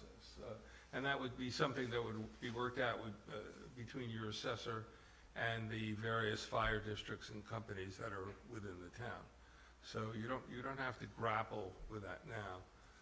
And they certainly wouldn't get the tax exemption unless they were properly certified and served the requisite number of years. So are we good to set a public hearing for May 1st? Is everybody, I mean, so I'll make a motion to set a public hearing for the adoption of a local law to provide a tax exemption for volunteer firefighters. Second. We already had a resolution. Oh, you had a resolution? Didn't we have one that we tabled? We So did. can we untable that one and vote Okay, on it? well, we would need a copy of that. It was the same day that we introduced the senior citizen one. Yep, we tabled it. So, want me to look we it just up? have to put it to May 1st and untable it, or do we want to untable it now and do it Just now? untable it now and Let's set do it it now. for May 1st? Yep, That would be from May 1st? well, let's untable it first. So Do you need I me to move that we find that? untable resolution, Hold on. That's what we're trying to find. Yep. Do we remember what meeting it was? That might be fine. I believe it was the first meeting in March. Okay, hold on. Oh, okay.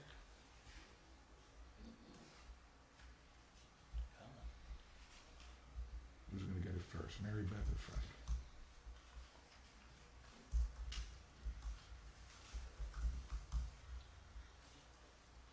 Or Emily?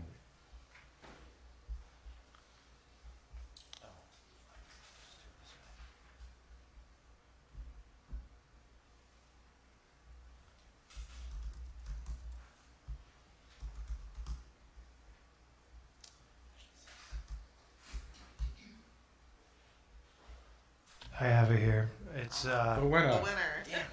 yeah, it's, so I'll make a motion on table Town Board Resolution 219. Second. All in favor? Aye. And then we had already motioned and seconded at that meeting, so. The only thing though is looking at the resolution, I just want to make sure it has the date incorrect, so am I able to make a motion to amend it? All right, so I'll make a motion now to amend Resolution 219 to change the verbiage that says April 3rd, 2023 to May 1st, 2023 at 7:05 p.m. Second. 7 o'clock. All in favor? Aye. Okay. Quick question for Warren or Emily on this, thinking about cutoff dates on that. So if we go through, we have resolution, everything. Now, does this go with the same cutoffs as like if somebody applied for a veteran's tax exemption or whatever, to where, say, if you have your paperwork in and all your I's dotted by March 31st, 2024, then you would be able to receive the exemption with the 2025 town taxes?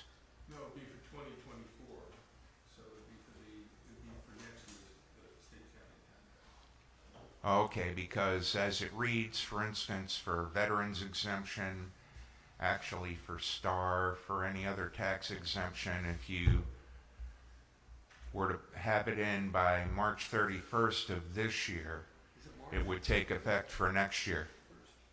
Because I missed it with a veteran's disability increase 1 year by about 2 weeks.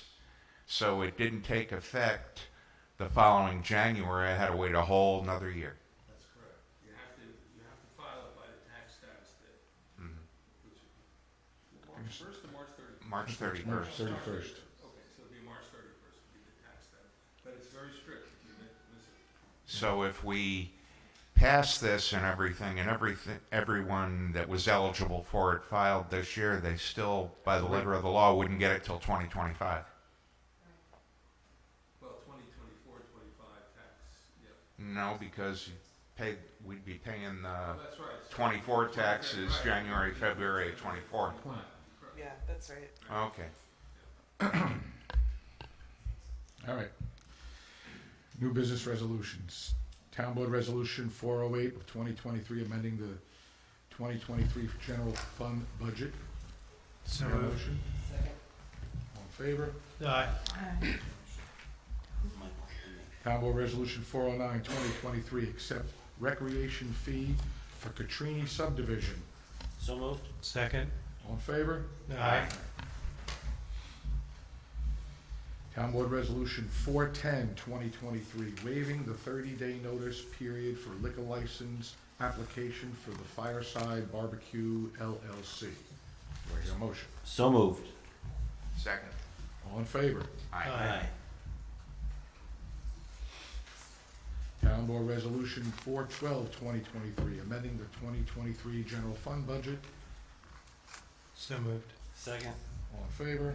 Aye. Resolution 413, 2023, resolution reauthorizing community garden and designation garden location.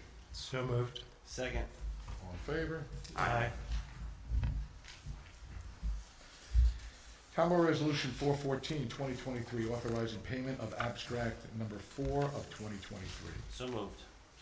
Second. All in favor? Aye. Town Board Resolution 415, 2023, authorizing payment of abstract number 4P of 2023. So moved. Second. All in favor? Aye.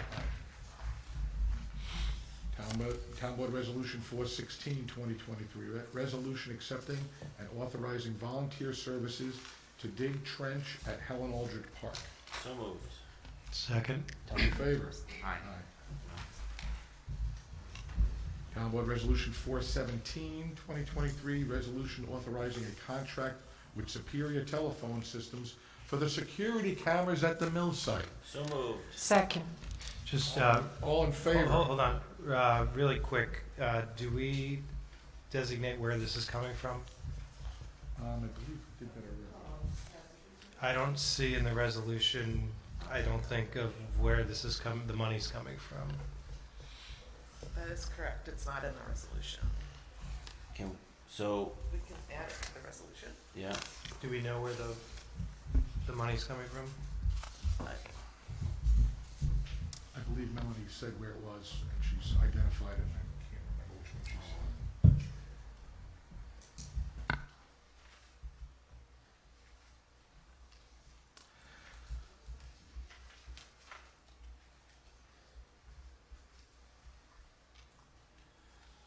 I believe she said it was coming out of, a repair thing. I can't remember the name of the line. I have the line, I have the budget in front of me.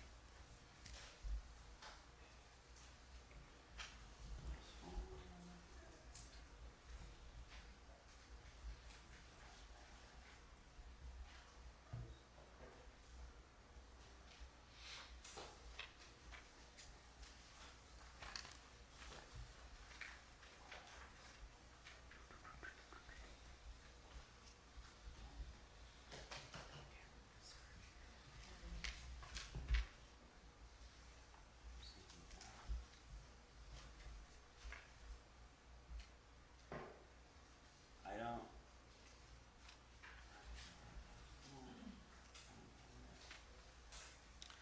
We don't need to make a budget amendment though, right? This is something that's already in the budget. Well, I think, I can't remember if this was part of the resolution that assigned unassigned funds, or if, No, it wasn't that. It Yeah, was so- something we had already assigned. yeah, for- so I know we didn't specifically during budget time budget for this, but Yeah. we need to know if this is coming out of reserves, or if this is coming out of,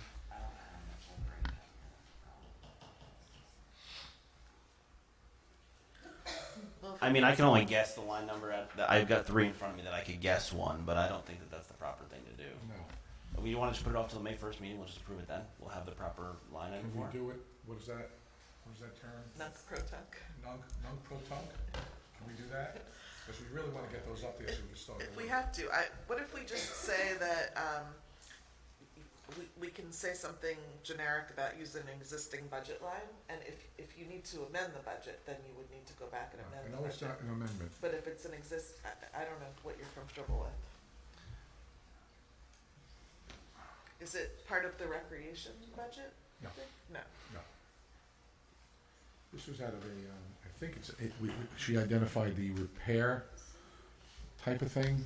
well, the repair, if it was part of the repair fund that we set up, we would have to allow the public to comment and whatnot, so I know it's not the repair fund. Yeah. Yeah.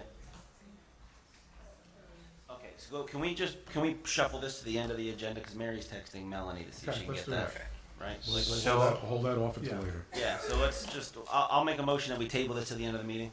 Second? All in favor? Aye. Town Board Resolution 418, 2023, appointment of 2023 Town Pleasant Valley Summer Camp Staff. So moved. Second? All in favor? Aye. Aye. Okay.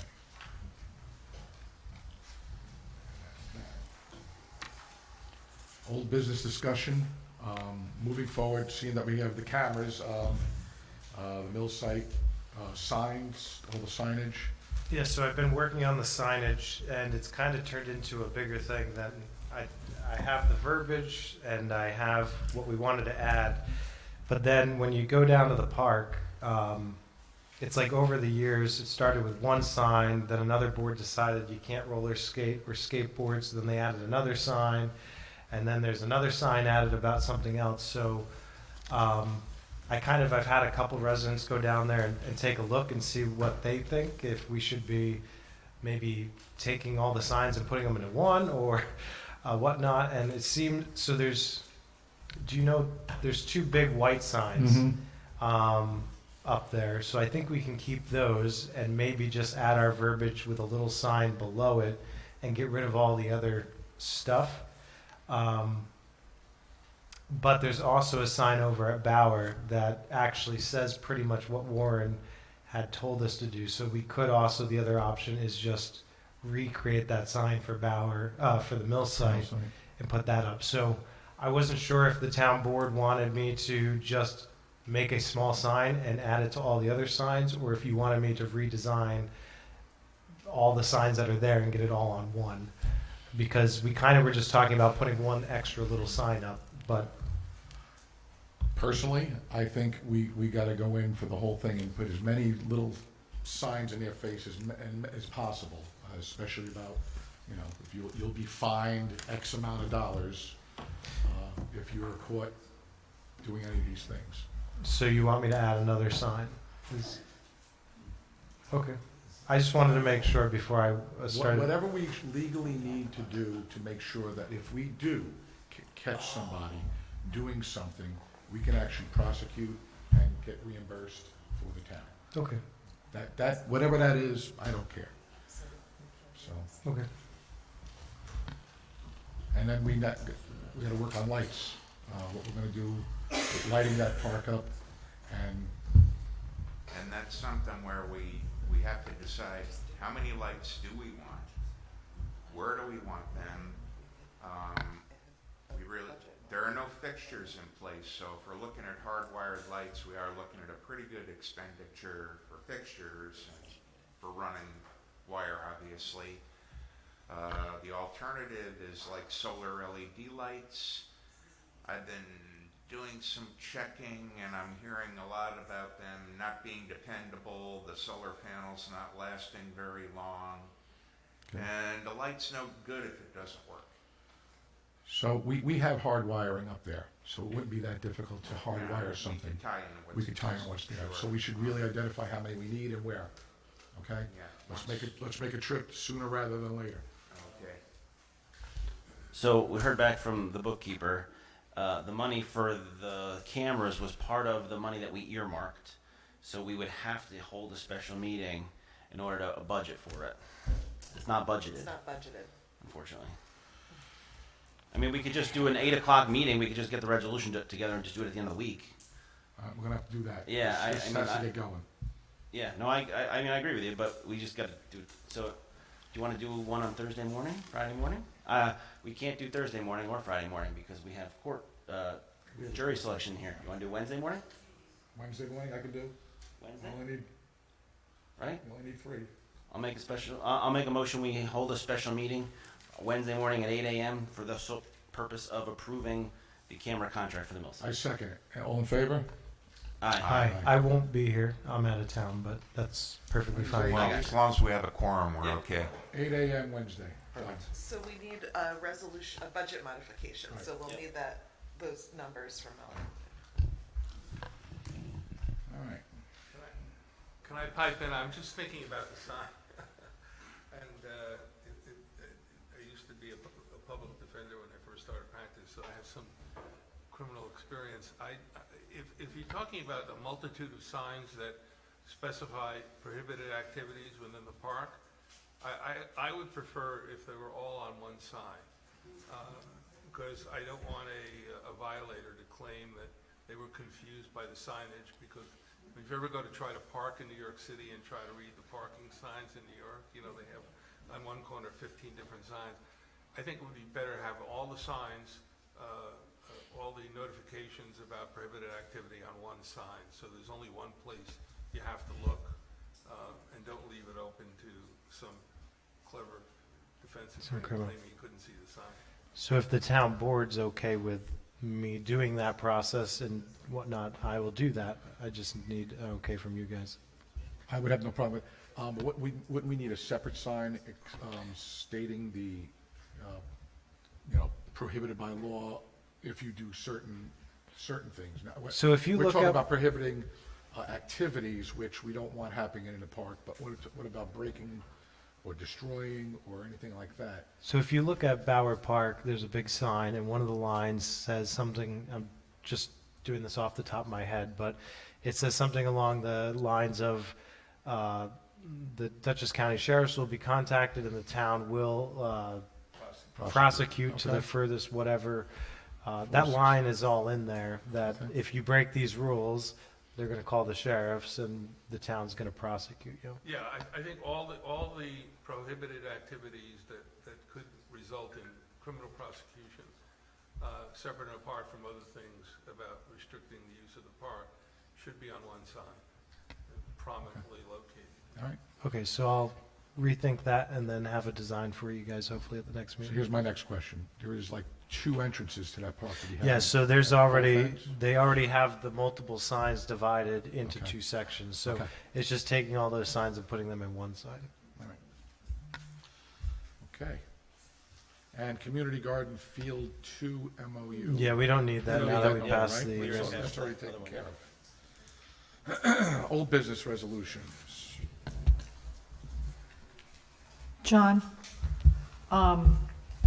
there's still lights that aren't working at the mill site? Is that something that, Well, when we upgrade, I think what we should do is, just those lights are supposed to have like low lighting. When we look at the lights, we should really probably illuminate the more bigger, brighter, more LED type lights that are existing there. Do that as well. okay. Okay. Town Board Resolution 402, 2023, re-amending the 2023 general fund budget. So moved. Second. All in favor? Aye. And Town Board Resolution 411, 2023, resolution adopting the local law amending the senior citizens tax exemption income level. So moved. Second. All in favor? Aye. Okay. Move that we open them.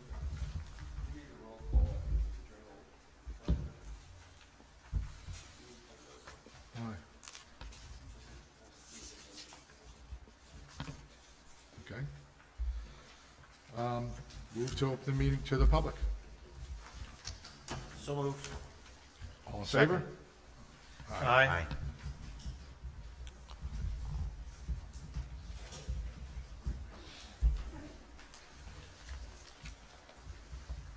Good evening, Anthony Champion, Sitting President, Pleasant Valley Community Gardens. The MOU that was distributed to the board at the workshop meeting 2 weeks ago, I have since communicated to the board a MOU as referenced in a previous email. That MOU would be an understanding for the Pleasant Valley Community Gardens to do any sort of gardening in the town on public property. It did not just pertain to Field 2. So I would humbly ask that the board look at that MOU and reconsider it, and if you need us to work together to come out with better language, then we would like to do that. Okay. Thank you. That note. What's your name again, sir? Anthony Champion. Champion. All right. Okay. Good evening. My name is Mary Rose Macarini. I'm speaking tonight about the crimes that are happening here in Pleasant Valley. I was so upset to hear that our library was broken into a few nights ago. People in the town work countless hours there and bring so much to the town with many programs and activities that are enjoyed by many people. I understand there has been graffiti written on buildings and walls in the town. I have lived in Pleasant Valley for over 20 years and never heard of this happening before. We need immediate action here and not let a few bad apples destroy our town. Our motel in town here needs to be a starting point. People who stay there need to know that we will not tolerate the behaviors that go on there. It is not a crime to stay there, but it is a crime to do illegal behavior. We need police patrol to monitor what goes on there as well as in our town. It should be a priority for the town to hire a few police officers to monitor the crimes being committed. Also, we need to stop people who are speeding through our town, especially the trucks on Earth Avenue. We probably would make enough from the tickets handed out to pay for police officers. We don't have to be like any other town in America and let things happen. We need to stand up and get the violence out. Jill Doppel has suggested a watchdog group on Pleasant Valley exclusive website. I think it's a great idea and I would want to be a part of it. And also, I'm very upset tonight by the board discussing having cannabis in town. It really upsets me. Why don't you talk about hiring some police? I think we need that more than cannabis. I don't know if everybody agrees to that, but that's a little ridiculous. When are we going to get police in town? Mary, we might be going that way. Who knows? I think that should be high priority than spending money on signs and parks. And I think the people of Pleasant Valley need to be safe. And that should be the high priority. That's all I have to say. Thank you, Mary.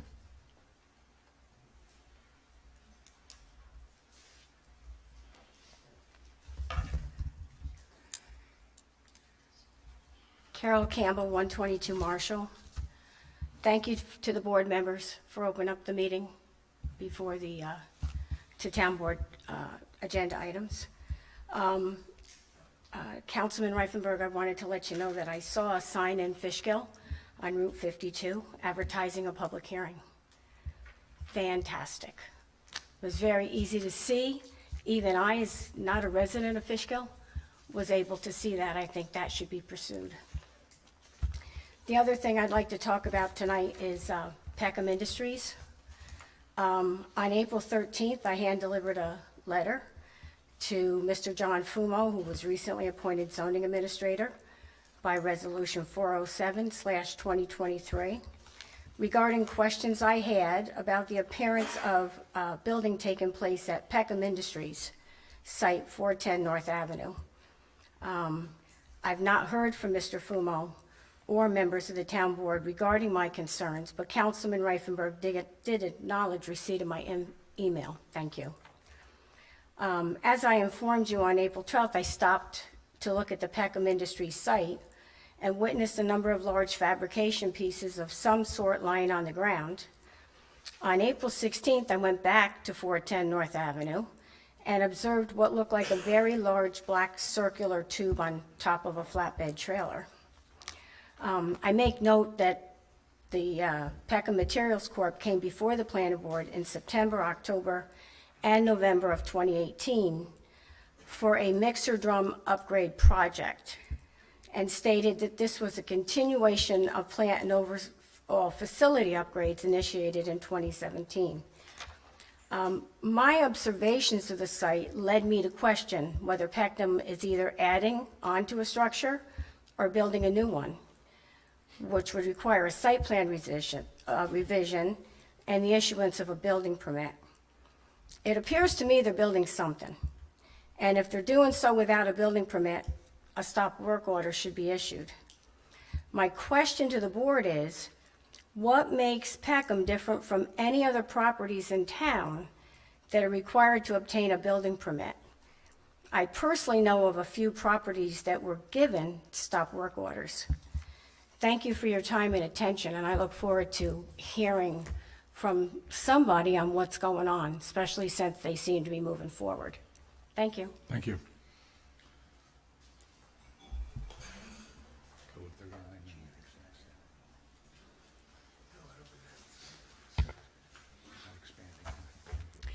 Jean Curley, Pleasant Valley, Stream Lane. As long as we were talking about electricity, I want to tell you, we discovered at the Green Fair that the outside lights, plug-ins, you know, the extension, not the extensions, but the plugs, do not work during the day. They only work at night when the outside lights are on. So we had to run for the stream table for soil and water, an electric cord from outside in the soffit all the way in here to this plug. When you come in next, can you point the ones out for sure so I know? Both of them. Well, just point to which ones you're talking about. There's only The two on the outside? two on either outside on the soffits. They don't work? They only work at night when the electricity's on outside, not with the lights. It was supposed to be fixed according to my husband, All right, I'll but check they that out. weren't. Thank you.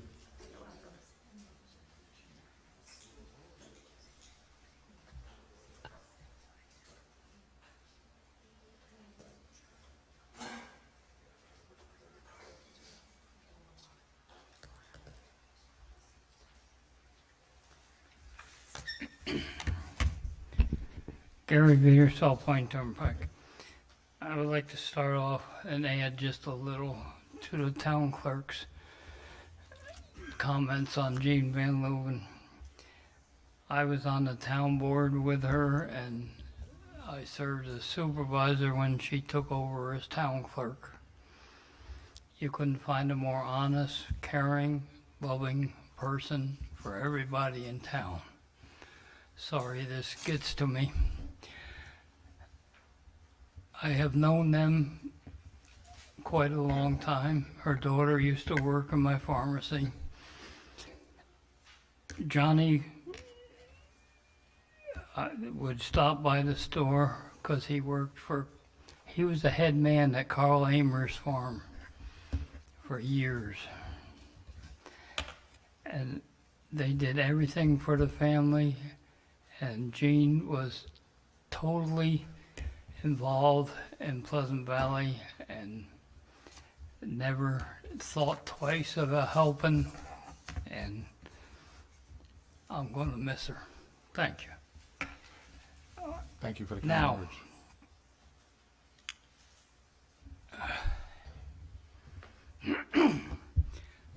back to the regular stuff. Pot.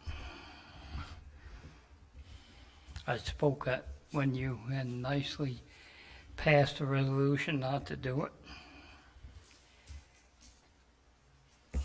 The thing that scared me most was when our esteemed attorney said it comes under zoning. We can't control zoning now. We have a very poor run of control. We can't control signs. We can't control anything. You expect them to control pot? No. That's not even getting into the whole thing of selling it. We're a small town.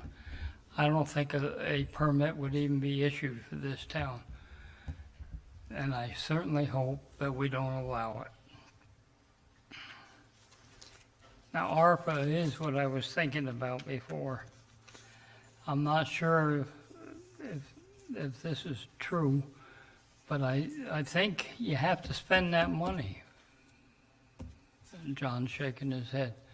If you don't spend, if you got a bank account and it just sits fallow for a long time, you forget about it, maybe it was an old committee you had, the state takes the money. That's what would happen to this if they don't spend it. The state's going to take the money. Thank you. Thank you.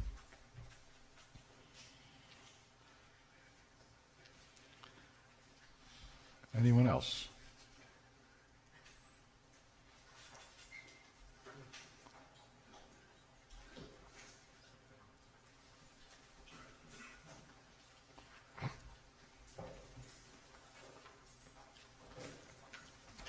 Good evening. Bob Uremko, Peckham Industries, 410 North Avenue. First, I'd like to say, anyone who wants to come into the plant, more than happy to stop in the office, see Cliff, see Donna, ask for a tour. We'll show you exactly what we're doing. Got nothing to hide. It's very evident. So if you want to come in, just please stop in. We're replacing the dryer.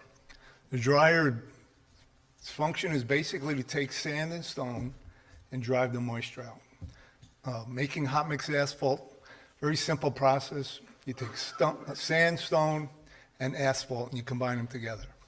The dryer that's being replaced is being replaced in kind.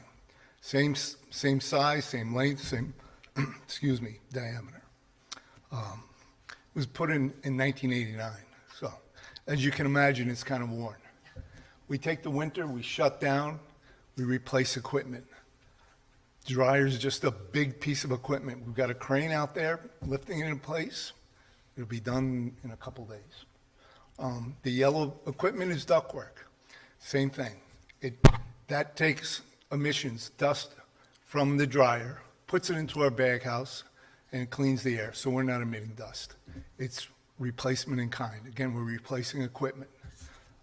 As I stated at the last meeting, Section 39-9 provides exemptions for replacing equipment. You don't need a building permit to replace equipment. We're not altering the plant in any manner. We're not increasing production. It is just maintenance. So, thank you. Thank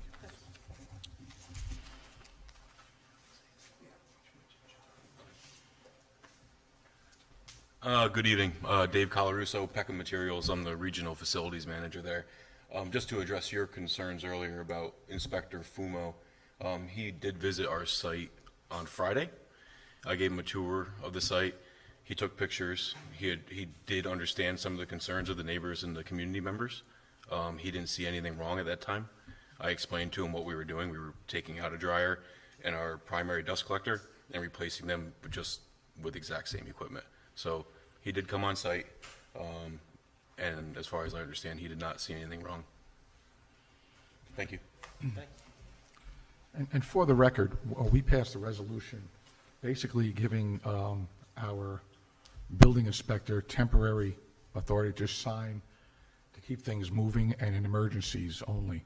So he's not really technically the zoning administrator. He's just able to keep the business of the town moving. So that's... Hi, Valerie Hovasapien, Robinson Road, Salt Point. Just a question about Central Hudson, because I keep forgetting to ask. Is it possible to ask them to come and do a community update or something? Sure. It's been, I mean, I don't know if that's something we can request or not. It seems like a lot of people don't, they talk about it from time to time, but no one, I don't know that anyone knows what the real plan is, because it happened so long ago, I think. Correct.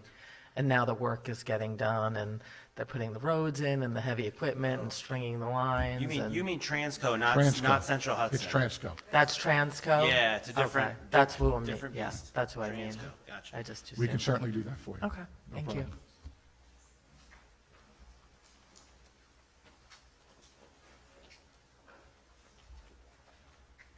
Steve McNish from Valley View Road. Following up on her conversation, I believe it was mentioned at the Zoning Board of Appeals meeting. Is there any plan to have an independent assessor come in and reassess all of the increased structure that's being put up? Because just looking at it, I think whatever they're paying for it now, they probably should be paying 3 times as much, because there's 3 times as much stuff going in. We had a discussion about this many, many years ago when I was on the Conservation Advisory Board, of how Pleasant Valley was the power corridor. And since then, we've got Iroquois, we've got this, we've got more stuff going east to Connecticut and Massachusetts. I mean, it's time to get them reassessed and maybe get a little more money in the tax accounts. Thank you. Thank you.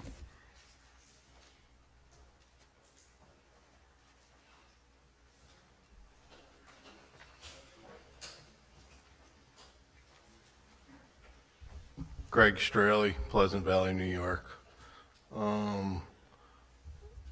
I know Peckham stated that their code allows them to do the work. Well, that code does not supersede our building codes in Pleasant Valley. Does anybody know if, I know he said the drum was the same, the dryer, same size, but what about all the other stuff that's being hooked up to it?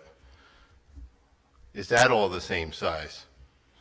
I mean, it was never there before, and if it's just an air box, how's that going bad? So, again, how much more noise is this going to cause? Because it looks like everything, all the piping that's there now, compared to what was taken off of there, because I watched it being taken off of there, and all the stuff that's brought back there now is nowhere near the same size. So what kind of noise is this going to cause? And also, I've turned in complaint forms about the noise at 5 a.m. in the morning, and no one has gotten back to me on this. Bonded is starting up 4:30, 4:45. There's nuisance, there's noise ordinance, what's going on? And I'd like an answer. Thank you. Thank you.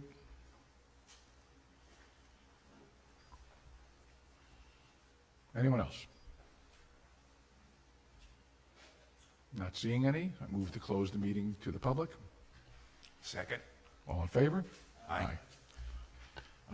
Did you want to go into executive session? Huh? You're okay? No, I'm glad. All right, he's okay. He doesn't want to go into executive session. Meeting adjourned. Well, we do have to I'm make a sorry. motion first. We gotta- I'll make a motion that we adjourn the meeting. Yeah, I second. All in favor? Aye.